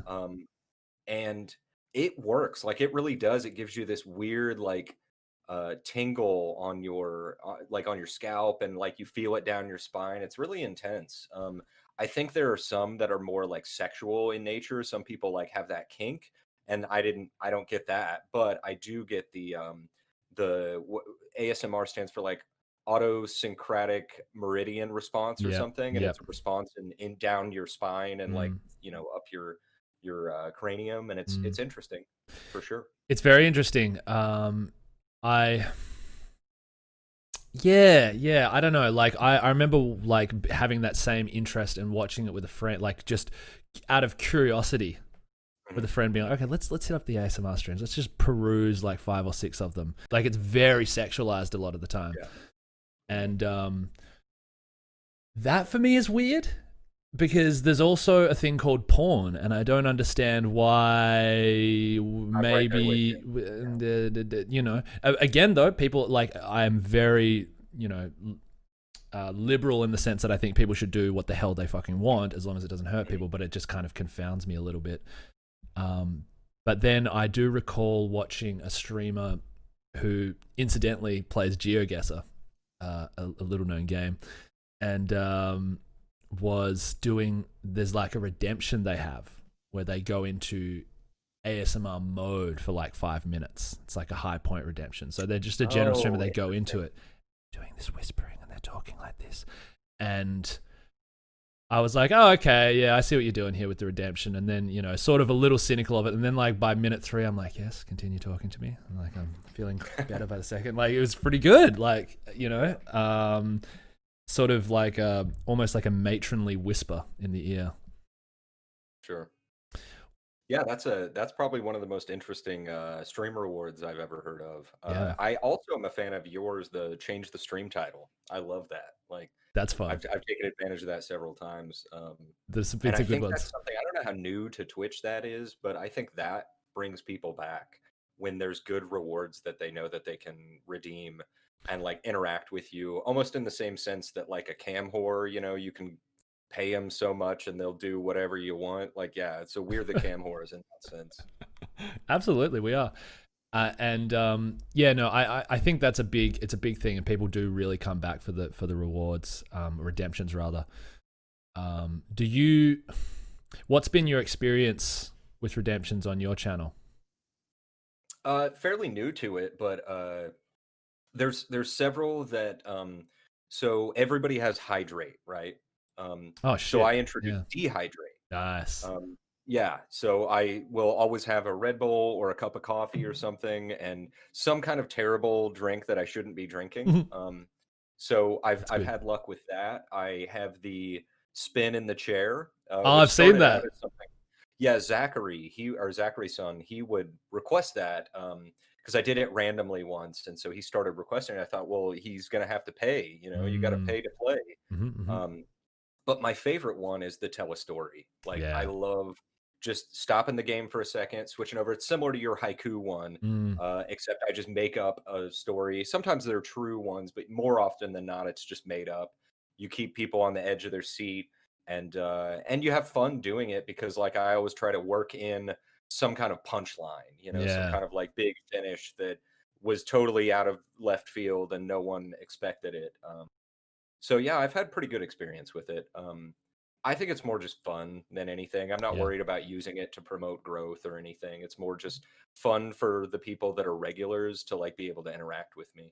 Well, and I think it becomes more of a signature of your channel as well, and it's rather than just some dude playing X game. These are the things you get when you come to that space where Trout is. Yeah, definitely. So I get the feeling that there must be some kind of drama background in your life. Actually, it's funny. I was just about to bring up the fact that, like, first of all, no drama background. I did one play in school, and the character I played was an old man, like a withered old man, and I had the face makeup and everything, and I killed it. Like, yeah, hell yeah, I bet. But that's all the background I had. Now, I did do some stand-up comedy for a while. There was a little bar, like a corner bar. I wrote a like 10-minute routine, and I, was trying to work through that because they had open mic nights. Well, they stopped doing open mic. Plus, I think I bombed once. I just had a bad night. Yeah. And it scared me away. So that's where, like, that's the last creative outlet I had, and it's an interest of mine. So, like, I like the improv, and which there's an improvisational nature to the storytelling, Yeah, that's what I was thinking. and just to the performance on Twitch. Mm-hmm. There's sort of like rolling with it and taking a bit from chat, somebody that like makes a joke and turning it into this bit, and Mm-hmm. you keep going with it. So that's my background. I have no training or anything, but that's my love. Is yeah, definitely drama, like acting and playing characters, Yeah. but maybe not on stage or on film, instead just like on the Twitch stream, you know? Right. That dude, stand up comedy. My God. I gotta say, that is the performative art Mhm. that, aside from like juggling chainsaws or something like that, that I have the most respect for anyone who does it, because wow, you cannot hide on stage. Like, Yeah. you cannot hide. 10 minutes is a long time on stage too. Oh yeah, yeah. And it's like raw too. I think it's a really raw performative art, because while you do have a, an outline of like, here's the thing I want to do, you'll always hear, if you listen to like Rogan when he has comedians on, they're always talking about how like they go to the clubs to like work and act. And so I guess I was starting to do that. I haven't gone all the way through that process where you've perfected 10 minutes and it's Yeah. like so solid. But yeah, there's like timing and delivery, and you find out what works and what doesn't. I Mm, think it's similar to Twitch. I do. Like, I think that Twitch is, when I stream, it's less focused and I yeah. can go as long as I want. And when I want to take a break, I can, go to the bathroom, put up my Mm. VRV screen. Um, but I think that it's a similar art form, just in the sense that you're getting up in front of a bunch of people. On Twitch, I don't have to look at the people, but I know they're there, You and I don't have know to that hear they're the probably, silence. yeah, but they're secretly judging everything I do, so I Yeah, have to like be on my game. yeah. So I find some similarity there for sure. That's true, I guess. And yeah, no, that's true, I think. But I think it's ballpark, but there is Mhm. something a little less punishing, a little, about Twitch. Like, you get less punished for mistakes, or like having, like, I can have like a dull 15 minutes, and all Yeah. that might happen is a few people fall asleep, but you don't just like get booed off stage or something like that. Yeah, hecklers. Like, you'll get hecklers in chat maybe, but you can either easily ignore them, Yeah. or you can like actually ban them. Yeah. But when you're just the guy that's up there doing an open mic, you can't demand that they kick out some heckler. Mm, And hecklers happen.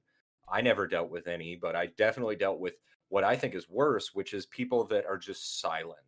Like, they're mm. not talking amongst each other. They're watching me and not responding to any of my Yes, they punchlines or my like to jokes. watch you. They like to watch. They're Yeah, just yeah, judging but you. oh man, it's so painful. Like, Mm. that is the painful thing, or it was when I was doing it regularly. Yeah. I think I may be the reason that they got rid of open mic night. That's how poorly I did last time I did stand up. They were like, "Nah, this isn't working." Like, Ah, man, that must be so hard. Like, but you hear the great comics. Everyone bombs. Like, yeah, that's yeah, bombing is sort of a rite of passage almost. It seems. No, I don't know. I've never done it, but with I've been on stage before, in both in music and theater, and that's different. Although, that's scary for some people as well, but that's different in that, in music you can kind of hide behind the music. There's only a moment of applause at the end. And like, if you're fucking straight up garbage, people might, you suck, they might hit you with that. But that's kind of less common, I find, in music. Generally, yeah. And I people, suppose in theater, you can hide behind the character, like the script. yeah, I didn't So write this. I didn't write this. mhm, And like, people generally, it's pretty bad form to boo at a theater unless like yeah, something really fucked up happens. I mean, it'd be pretty funny to do, but. sure. Mm. So I feel like, yeah, you've got like a very wide array of interests, Mr. Trout. And I get the sense that you are a bit of a collector. Yeah, yeah. I A collector of like information and Mm, knowledge, I think. mm, Not so much. I tend to be pretty minimalist in mm. terms of actual possessions. Wait. Didn't I hear you had like, or maybe you were lying. Didn't I hear that you had like an entire garage full of books or something like that? Yeah, that's true. That's true. Yeah, I do have a lot of books. That's the one area that I let myself go. Okay. On, I let myself break out of that like minimalist vibe. But keep in mind, short of the ones I actually have displayed on my shelf, the Mm. rest are all in boxes in the garage. So Right, right, right. even in that, I have them neatly packed away and not just strewn everywhere. Mm. Do you think you'll, because I've had the fortune or misfortune, depending on how you look at it, of having to discard a bunch of my stuff a few times in life with moves abroad. Sure. Do you think that you will, those books that are packed away, do you think you'll return to those books? Yeah, well, the dream is to eventually have a library, like an actual Ah, room in my house, yep. with like two-story room, the classic with the spiral staircase and Oh, and the whole works. Yeah. sick. And then like a little fireplace, and yeah, that's the dream. If Mm, I can come anywhere close to that where I can put all my books out and continue the collection. At this point, there's sort of a moratorium on book purchasing, because my backlog is so huge. yeah. And yeah, but that's the eventual goal, would be to have some kind of a situation like that. Okay, well that's good. There's like a purpose to it. There's a plan. Like I think for me, I think I was often faced with that reality of some of the things I want are not compatible with some of the other things I want, because like I've always romanticized, and I still do, in fact, that's a similar idea to what you have there of having the big library in a place. And then I also realized there's another part of me that's like, oh, but I want to go here and I want to live there and I want to be mobile and I want to do this. And it's like trying to reconcile those two things. I'm often faced with the sort of hypocrisy inside of me whenever I have to move. I'm like, fuck, how did I collect all this shit again? What have I done? Yeah. Well, and it's the cognitive dissonance of um, like ignoring, or at least acknowledging, but still not really fixing the fact that Mm. like so many of our desires are counter to each other, or they're like counter to what we know is good and Mm. right. And yeah, I run into that too, where I want this, but I also want this, and you can't have them both, but I still want them both. Yeah, So yeah. I've been like that with so many things, even like relationships. mhm. I want somebody to love me, and I want somebody to be my best friend, and I want somebody to, I know this is a hard turn, by the way, but whatever, let's go with it. No, I'm with you. And I want somebody to be there and really understand me, and to feel a kind of a real mental, intellectual, physical, emotive, so on and so forth connection. But I'd also like my independence very Yeah, yeah. frequently. And those two things fucking just like time and again, like the things like that have been these fundamental things at the core of myself that just don't fucking work together. I have that exact same issue. I've been living the bachelor life probably for 5 or 6 years. Yep. I haven't really dated much. I've dated a little bit.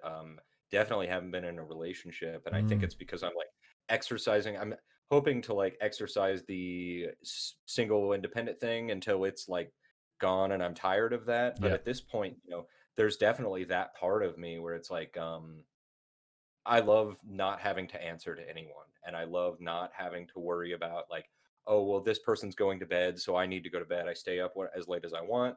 There's a lot of benefits to both sides. And yeah, there's a million things like that in my life where it's like I want to be healthy, but I also love the taste of cheeseburgers. So I'll do both, but you can't do both. Yeah, yeah, and I think people talk about balance a lot. That's something that I've heard a lot anyway, and I do agree to an extent with balance, but then like who determines what the right balance is as well? Like who determines Well, those things? I think that's interesting because I've told you I'm a philosophy guy, Mm, literature guy, mm. and I think there's an answer in Nicomachean Ethics by Aristotle. I've He never wrote read this. any Aristotle, Oh unfortunately. man, yeah, he's the king. Mm, So he wrote this whole book about that moderation and that finding that balance. And mm, practicing it in your everyday life. And so I think he would argue that like it comes from flexing the balance muscle, from denying the either opposite, whatever the virtue is. The Mm. virtue is always in the middle, and you deny the like, let's say bravery is a virtue. Yep. Well, cowardice is obviously a vice, Right. but so is being foolhardy, and you only know it by being brave and not foolhardy or coward, Mm. or displaying cowardice. Um, and every virtue is like that. I'm very big into the Greek virtue ethics. I think that they sort of nailed not necessarily having this whole ethical system like Kant or something, but instead just like saying, well, these are common sense things. I Mm. mean, a lot of like virtue ethics and stoicism just tend to be like kind of common sense, Yeah. but it's things that maybe you didn't think about it in that way. And so it's like tools for achieving, what is it, eudaimonia, like human flourishing. Mm. Um, so yeah, Aristotle, check him out. He definitely has a lot to say on that topic. That's really interesting. Can I just come back a little bit? So there's the plane of the virtue and the vice. Let's say, what was it? The cowardice and bravery, right? Mm-hmm. But then you've got foolhardy. So is the message there, because then foolhardy is kind of the negative opposite of cowardice, I guess. Yeah. Well, it's bravery taken too far. Like, Yeah. and he talks about that too, about how every vice on either side, one is like, let's say honesty. I don't know. Honestly, I'm just throwing this out, No, but no, like this you is a can good be one. honesty, you can be like rudely blunt, which is too honest, or you can be a liar, which is not honest at all, Yeah. So Yeah. so yeah, there's two sides to it every time. That's interesting that you bring up honesty, because in a recent relationship that ended a bit over a month for me. Let me rephrase. In a recent relationship that concluded a little bit over a month ago for me, there, I got it. I see. This person had this thing where would always talk about this rhetoric of radical honesty. I practice radical honesty. I'm about radical honesty. And what I realized over time is all that whenever I heard radical honesty, that was just a precursor for her to say something really mean. Like it was like radical honesty, you're a fuckwit, or like, radical honesty, I don't like your clothes. And it was always like, it just is like using this this virtue, this thing we hold up as being pure and great, and I do value honesty, but using it as a mask to actually just be a prick. And using it as a tool for selfishness. Yeah. And so that's interesting that you brought that up, because I like so many things, I don't think there is just a plane. Like there's not a, there's not a good side, bad side. It's just, I think things are much more complex than that. Like, because we would think of honesty and dishonesty in that same way, right? Right. Without forgetting the fact that there's this whole other side of it, where it's like you're being too honest. I was going to say, like, the radical honesty thing, it kind of sounds like Kant, and he wrote the Metaphysics of Morality, where he talks about how like you take something like honesty, or a lie rather, like you take a lie and you say you have to apply it to like, what if everyone lied all the time? Yep. Well, that would be bad, right? So instead, I'm going to tell the truth all the time, which is my way of radically, trying to live in a world where everyone tells the truth all the time. But I think that's too mechanical, and It's it's kind not of understanding. naive, I think. Yeah, exactly. It's very naive. But I think what Kant was trying to do, without getting into a lecture, was to come up with a like ontological system of morality instead of one that was more based on like feeling and the spirit and those kinds of things. He was trying to make like a scientific this is ethics. And it wasn't until really, I mean, some of the Germans were like, yeah, you're an idiot. But it wasn't until like Nietzsche where somebody came up with a system that was like, yeah, no, I'm refuting all of this, and now we're moving beyond the Kantian ethics. But Kantian ethics still has like, in a lot of like professional ethics, they would say, that would be like Kantian ethics in a sense, where they're like, you never do this, or you always do this, like a doctor saying like, I vow to do no harm or whatever. or first do no harm would be like almost a Kantian style where it's like, no matter what, I'm not going to do any harm. Now you can redefine what harm is, but Yeah, I think that's an oversimplification of things. Like that's a way of reducing things to a that it almost comes back to the whole picking a team thing. Like the whole this oversimplification of things that are always nuanced and require critical thinking every time, right?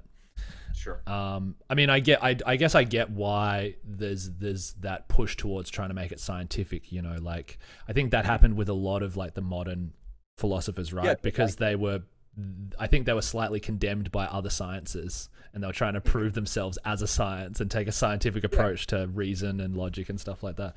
Well, yeah, and the Enlightenment happened, and every field was suddenly being pushed down this road where you were basing everything like, economics came from Adam Smith, and who he was a moral philosopher, not an economist. They say Crazy. he's the father of economics, but he was a moral philosopher, but he was trying to do that Enlightenment thing where we're going to take this subject and like study it and sort of instead of romanticizing things like I like to do, Mm. they were instead like making it sterile and scientific and there's value in that, but I'm a romantic. I like to and we've talked about this before, like the virtues of the human spirit and the divine and all of these like concepts that don't really have any grounding in reality, Mm. or in a scientific view of the world, but Mm. to me they're like vital. It's a vital part of being a conscious human. Yeah. Yeah. Yeah. It's sort of intangible, nebulous, immeasurable things, I think, that you can't, uh,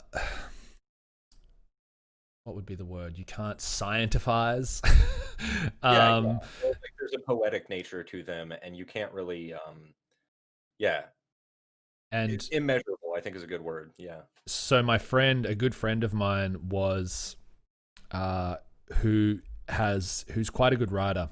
And he's more of I would say more of a critical type writer than I am. He does fiction as well. I should also say that I haven't written a single word in 6 months, so I don't know if I'm still a writer. But for 10 years prior to that, I was writing all the time. But we were going for a walk the other day and sort of chatting about stuff, and I read a piece of his where he was talking it was kind of a semantics piece where he was talking about the attempt of language to get to the thing and that gap between language and the thing, right? Like, so me saying the cup, that kind of thing, which I'm sure you've dealt with a lot. And I guess somehow, how did we get to it? We got to the point of music. Yeah, that's right. Where I felt like there's something in music that is closer to a feeling or an experience of a thing than traditional alphabet type languages have ever gotten to. Yeah. And but the thing is, that's hard to talk about because it's kind of immeasurable. And I think that kind of comes back to what you're saying about the sort of, there's a poetic nature to life. Yeah. And when I experience something like music, I go, well, this makes people want to dance. This makes people want to weep. This makes people fucking charged up or whatever emotion. Or yeah. But there's no real way that, as far as I can tell, I'm sure there's been studies into it, but I don't think there's been any definitive way of measuring like frequencies or something like that. Sure. So like there is also a kind of a romantic side to me that thinks there is more than we currently have the tools to kind of like define, I guess. Yeah, absolutely. Yeah. Yeah. And I've always, I've wondered about two things. First of all, like when we as a species became primarily like, or pretty much everyone speaks a language of some sort through, like we started communicating through that, tool, that mimetic tool. What did we lose? First of all, did we lose some connection that maybe we had before? And, I'm just theorizing, but like a sixth sense, that's slowly fading, or our connection to like objects, because now like this is a cup. Yeah. But it's uh, when I look at it, I think of things in terms of language. I'm like, oh, that's a cup, and that's it. It's a cup, and it's nothing else, and so it limits you in a way. But I also like to think about the future and the fact that there's quite likely a future where, in the same sense, we would look at like an arrowhead that we find in a muddy bank. For you, it would be like Aborigines. For me, it's like the indigenous peoples of North America. Um, Mm-hmm. you find something like that and you think, oh, this is this ancient tool Yeah. that man used to survive and to adapt. And I wonder if 1,000 or 10,000 years from now we'd be looking at a future where that's how they view language, because they've Ooh. found some technological way to overcome the need for audio communication, Yeah. or oral communication. Like, um, I so I think it's interesting. I mean, you could be right. Like, there's, and I think that sort of is related to some of the things we're engaging in right now, where people are not, maybe speech is different. A lot of interactions in what we do are text based. It's still language, but it's getting to a point where it is evolving a little bit. Yeah. Emotes, Yes. Yeah. emotes, like. Well, and that's something I think maybe you talked about this on an earlier episode, but is that evolution or is it devolution? Are we going That's a back good to a question. hieroglyphics kind of, but most emotes, yeah, it was Carrion's conversation that you had. Like, most emotes display a emotion, like it's obviously it's an emote. And we all sort of recognize that as humans, no Mm. matter what language we speak. The crying, laughing emote, we get that that's like, oh, that's hilarious. Mm. Or like the cringy teardrop on your head, that's I'm embarrassed or ashamed, and it Mm. seems to be universal. And so, in that sense, I think that it is probably evolving. It may seem like it's just the new hieroglyphics, but the fact that it's universal, is Mm. what's interesting. Yeah, yeah, absolutely. Um, no, I often have that thought of how we're going to be perceived in the future as well. Mm. In 100 years' time, 200 years' time. Assuming that there's still something to perceive us. Um, yeah, and how primitive. Like, I think of this setup that I've got going on here with my monitors and all the shit, the cam and the lights and shit.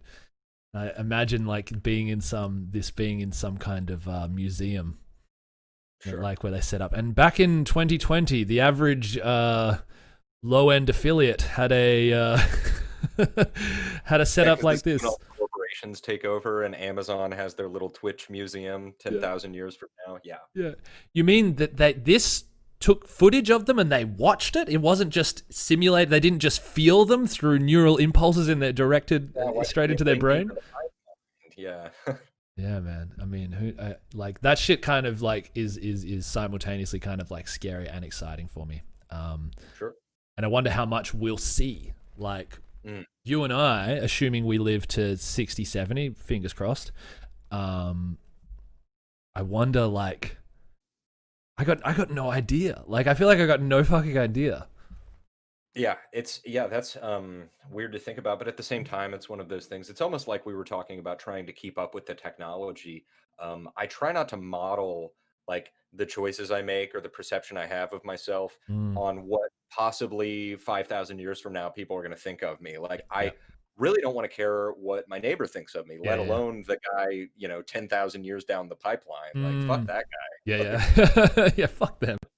I know you're a Morrowind player. mhm. I know you've put a lot of time into Morrowind. Um, I also know that you are a Half-Life fan. Mhm. Tell us about your gaming history, your video gaming history. Fill me in. Okay, yeah. So this is an interesting story, and I think there's a couple like key moments in my story as becoming an epic gamer. The first moment I can remember is I was like maybe 4 or 5 years old, and Mm, my cousin for Christmas got the NES bundle. I don't know if they did it in like the PAL markets, but they had the NES bundle that came with Mario Bros. And Duck Hunt, and a mm. controller and the Zapper gun. So I go Oh over yeah, there yeah. to No, see I what know he got. exactly the one. Yeah, yeah, Yeah. So I go over there to see what he got for Christmas, and he got this Nintendo. I'd never heard of it. And so I sat down and started playing Mario with him. And, half an hour later, my mom comes and says, "Hey, it's time to go." I had never experienced anything like this. I was having so much fun that I actually cried. And was like, and I wasn't like usually that kind of kid, but I wanted to stay. Um, and I wanted to play this thing forever. And it was Yeah. just, old school Mario Bros, but it was so, new. And so then I developed a kind of love for gaming. We didn't really have consoles, but my parents had computers for the work that they did. Mm. And so I started getting into PC gaming. I seem to recall like Wolfenstein 3D Yeah. and some older, and then Doom eventually came out. So that was sort of my intro to it, and that developed over time.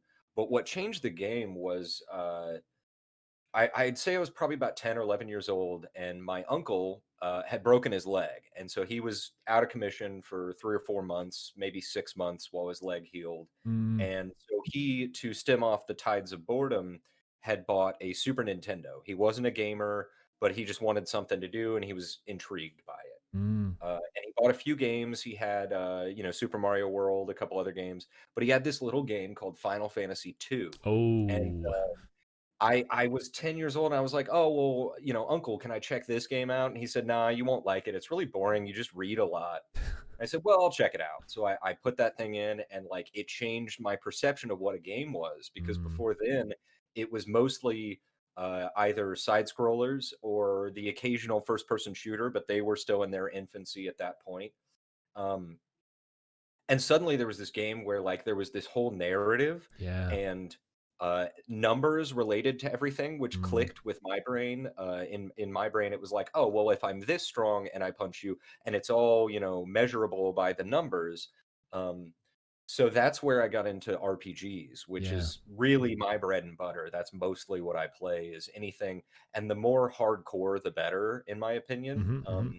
So I've kind of outgrown the basic JRPG formula and have now like moved towards the really hardcore numbers based like Western CRPGs. Yep. But I still have a love in my heart for the JRPGs. Yeah. Yeah, so Interesting. that's those are kind of the two pivotal moments, I would say, that really like changed the game for me in what my interests are and what I like. It's so common that I hear that among people I speak to, that's one of the pivotal moments, or the light bulb moments in gaming, is a JRPG of some kind, and it's often a Yeah, Final yeah, Fantasy game. sure. And that's like, and it was the same for me too. I mean, but something you just said before, I'm like, fuck, how have I never even thought of that? Like, there is something about RPGs that is like this perfect synthesis of literature and math. Yeah, It's yeah. It's both. like opera or drama, and then yeah, the cleaner side of my brain, the logical side that wants everything to work out number wise, but also the romantic part of my brain that wants to like have this whole story weaved in front of me Yeah, and to like feel something.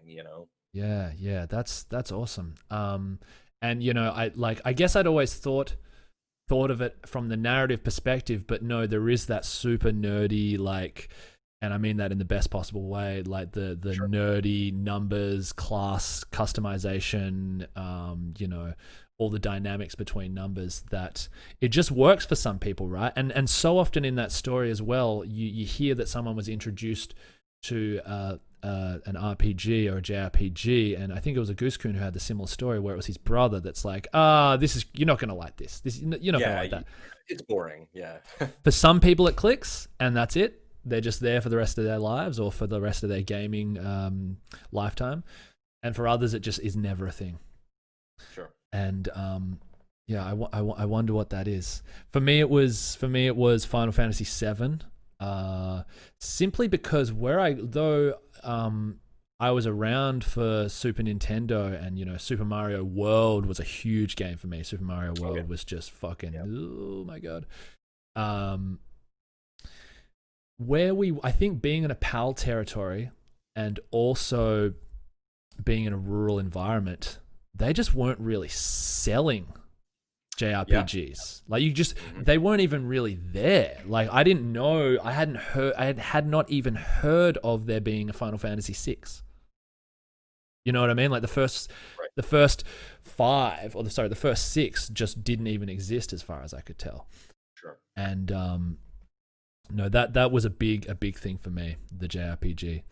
And that's why I think it's exciting that RPGs have kind of hit the mainstream. Yep. Like, some of the biggest releases now are action RPGs like The Witcher and stuff like that, but they still have that element of the storytelling and also the sort of micro focusing on numbers and, character generation and that kind of thing.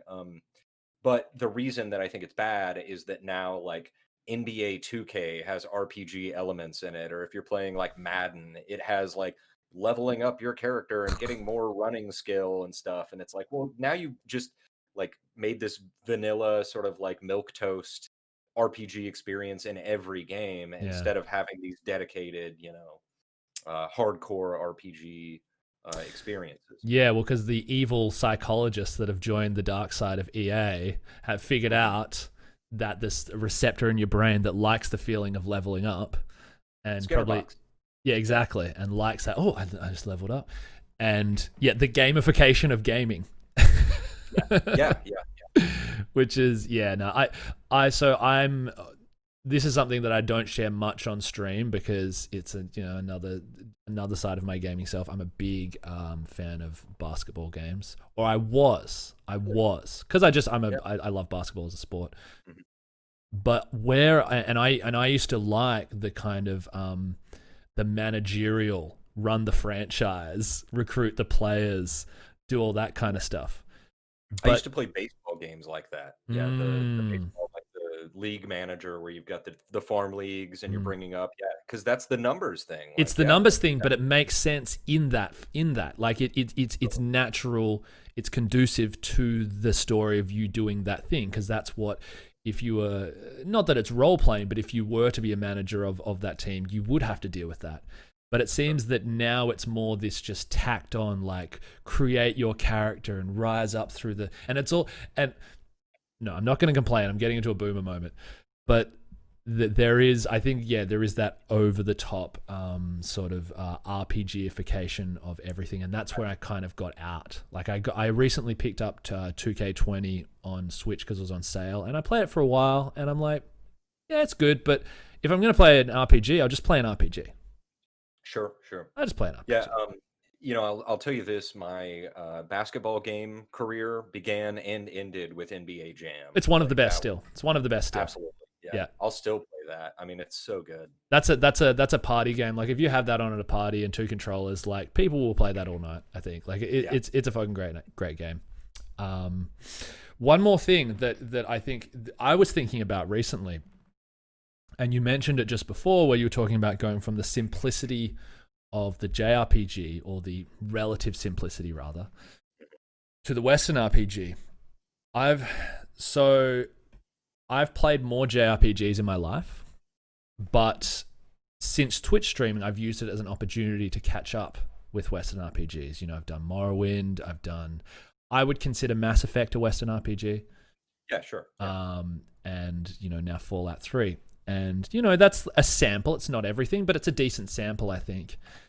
And I've been thinking a lot about comparisons between the two, and I like both of them, but they are very different. And I think it's more than just aesthetics. There is something integral to the gameplay that's very different. And let me run this by you and see what you think. Yep. Like, what I think is the big difference is in the open-endedness. Like, so these 3 games I've played have this real open world feel, and I know JRPGs tend to get to a world map where you think you can go here and there, and you kind of can. But I think the JRPG is so much more narrative focused, and everything feels more tied into the main narrative. Whereas Absolutely. I feel like the Western RPG focuses on freedom. Freedom. I think you're right. Even in a game like Morrowind, where the main quest is probably one of the best written main quests of any game, They don't hold your hand, and there are plenty of playthroughs I've done where I never even touched that. I never even went to talk to Caius, you Yep. know. Yep. So What? yeah, I absolutely agree.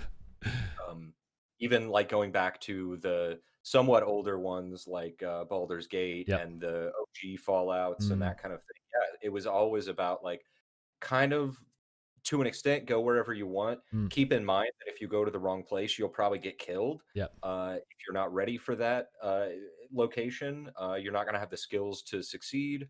But yeah, for the most part, it's like have at it, figure out the mechanics, and just kind of have fun with it. Mm, Whereas I think JRPGs have traditionally been like, well, there's battle mechanics, and you can mess with those and kind of like cheat the system in ways. mm. But the actual gameplay itself is generally very usually until the end of the game, it's very linear, you know.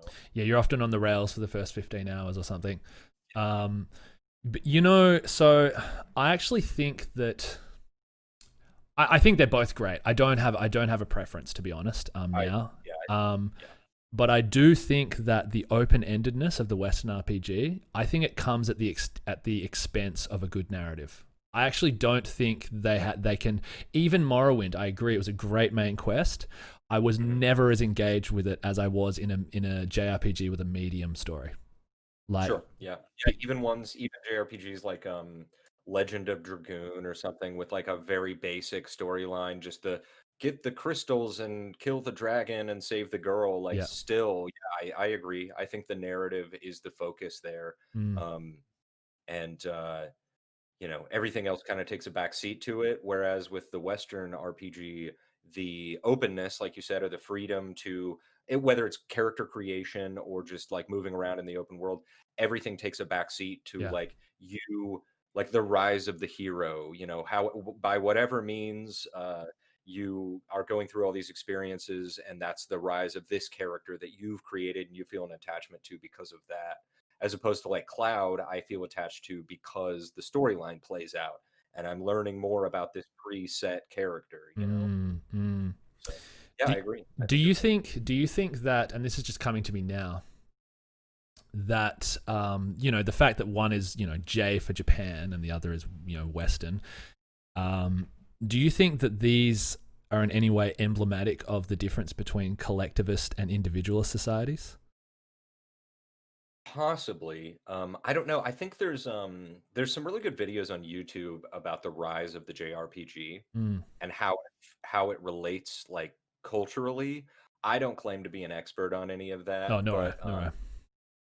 but yeah, yeah, possibly. I do think that there's obviously Western culture tends to have more uh, respect for the individual. I don't mean to say that like Eastern culture disrespects it, but yeah, I think that there is a dichotomy there that Mm. may be worth exploring in terms of like the culture itself and the expressions of that culture, which is the art or the games or whatever. Yeah. Yeah, yeah. Well, I just think when I think of like Final Fantasies or Chrono Trigger or like even like a Star Ocean game or Tales of Fantasia or something like that, I think of the party. There's like, and I know D&D has the party, so that's kind of a bit of a spanner in the works of what I'm But getting you're at. playing one character in that party, like Yeah, as opposed to managing the entire party. Yeah, so yeah, that's interesting. Yeah. By the way, huge Star Ocean fan. Like, yeah, Matt, dude. I really want to play more, so I emulated I bought the SNES one. original hardware, right? Yeah, yeah, and dude, it's great. I was like blown away. This is like a decade ago.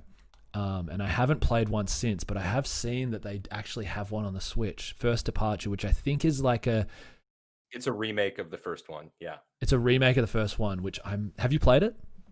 I have. I own it. Yeah, it's really good. I got into it with the second one, Second Story, which came out on PS1. Mm, And it was the most insane, like epic. I would almost say that they go so far into like the openness of character building and stuff mm, that it has a feeling of the Western RPG where you yeah. can invest in different skills, and based on that, the story may play out differently, or your interactions with characters play out differently. Mm, Um, and so that's one of the things that drew me to it.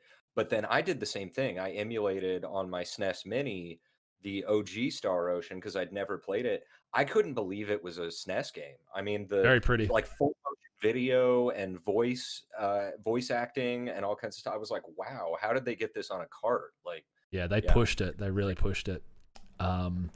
Yeah, no, that's something like I really want to get into some of those. I don't want to say B tier because I'm not having a go at the quality of the games, but B level maybe exposure JRPGs sort of moving forward. And I guess that this is a nice place to end up. What's coming up in the future for you? What games are you looking forward to playing? I know one of them you're very much looking forward to playing. The big one's Cyberpunk. Yeah. I'm really excited to be done with Morrowind. How dare you? Working through the DLCs, but like it's this playthrough, I just feel like it's kind of handicapped me. And I've thought about moving it to just 2 nights a week. Yep. But then it's going to take me even longer to finish it. So I'm just like, I'll finish it and then we'll move on. But my backlog is insane of stuff.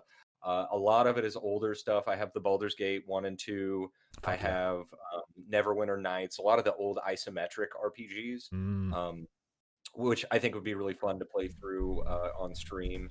Yeah, I just have an insane backlog. Spudsy and I are obviously doing our Friday night Halo playthrough. I just realized that you're supposed to be doing that with him right now. Yeah. I'm sorry, Spudsy. Like, hey, not going to be able to do that, so we'll just move it to next Friday. I'm sorry, so Spudsy. I'm sorry. Yeah, sorry, Spudsy, but I am happy to be here. I do appreciate the invite. Dude, this has been great. This has been really great. It has.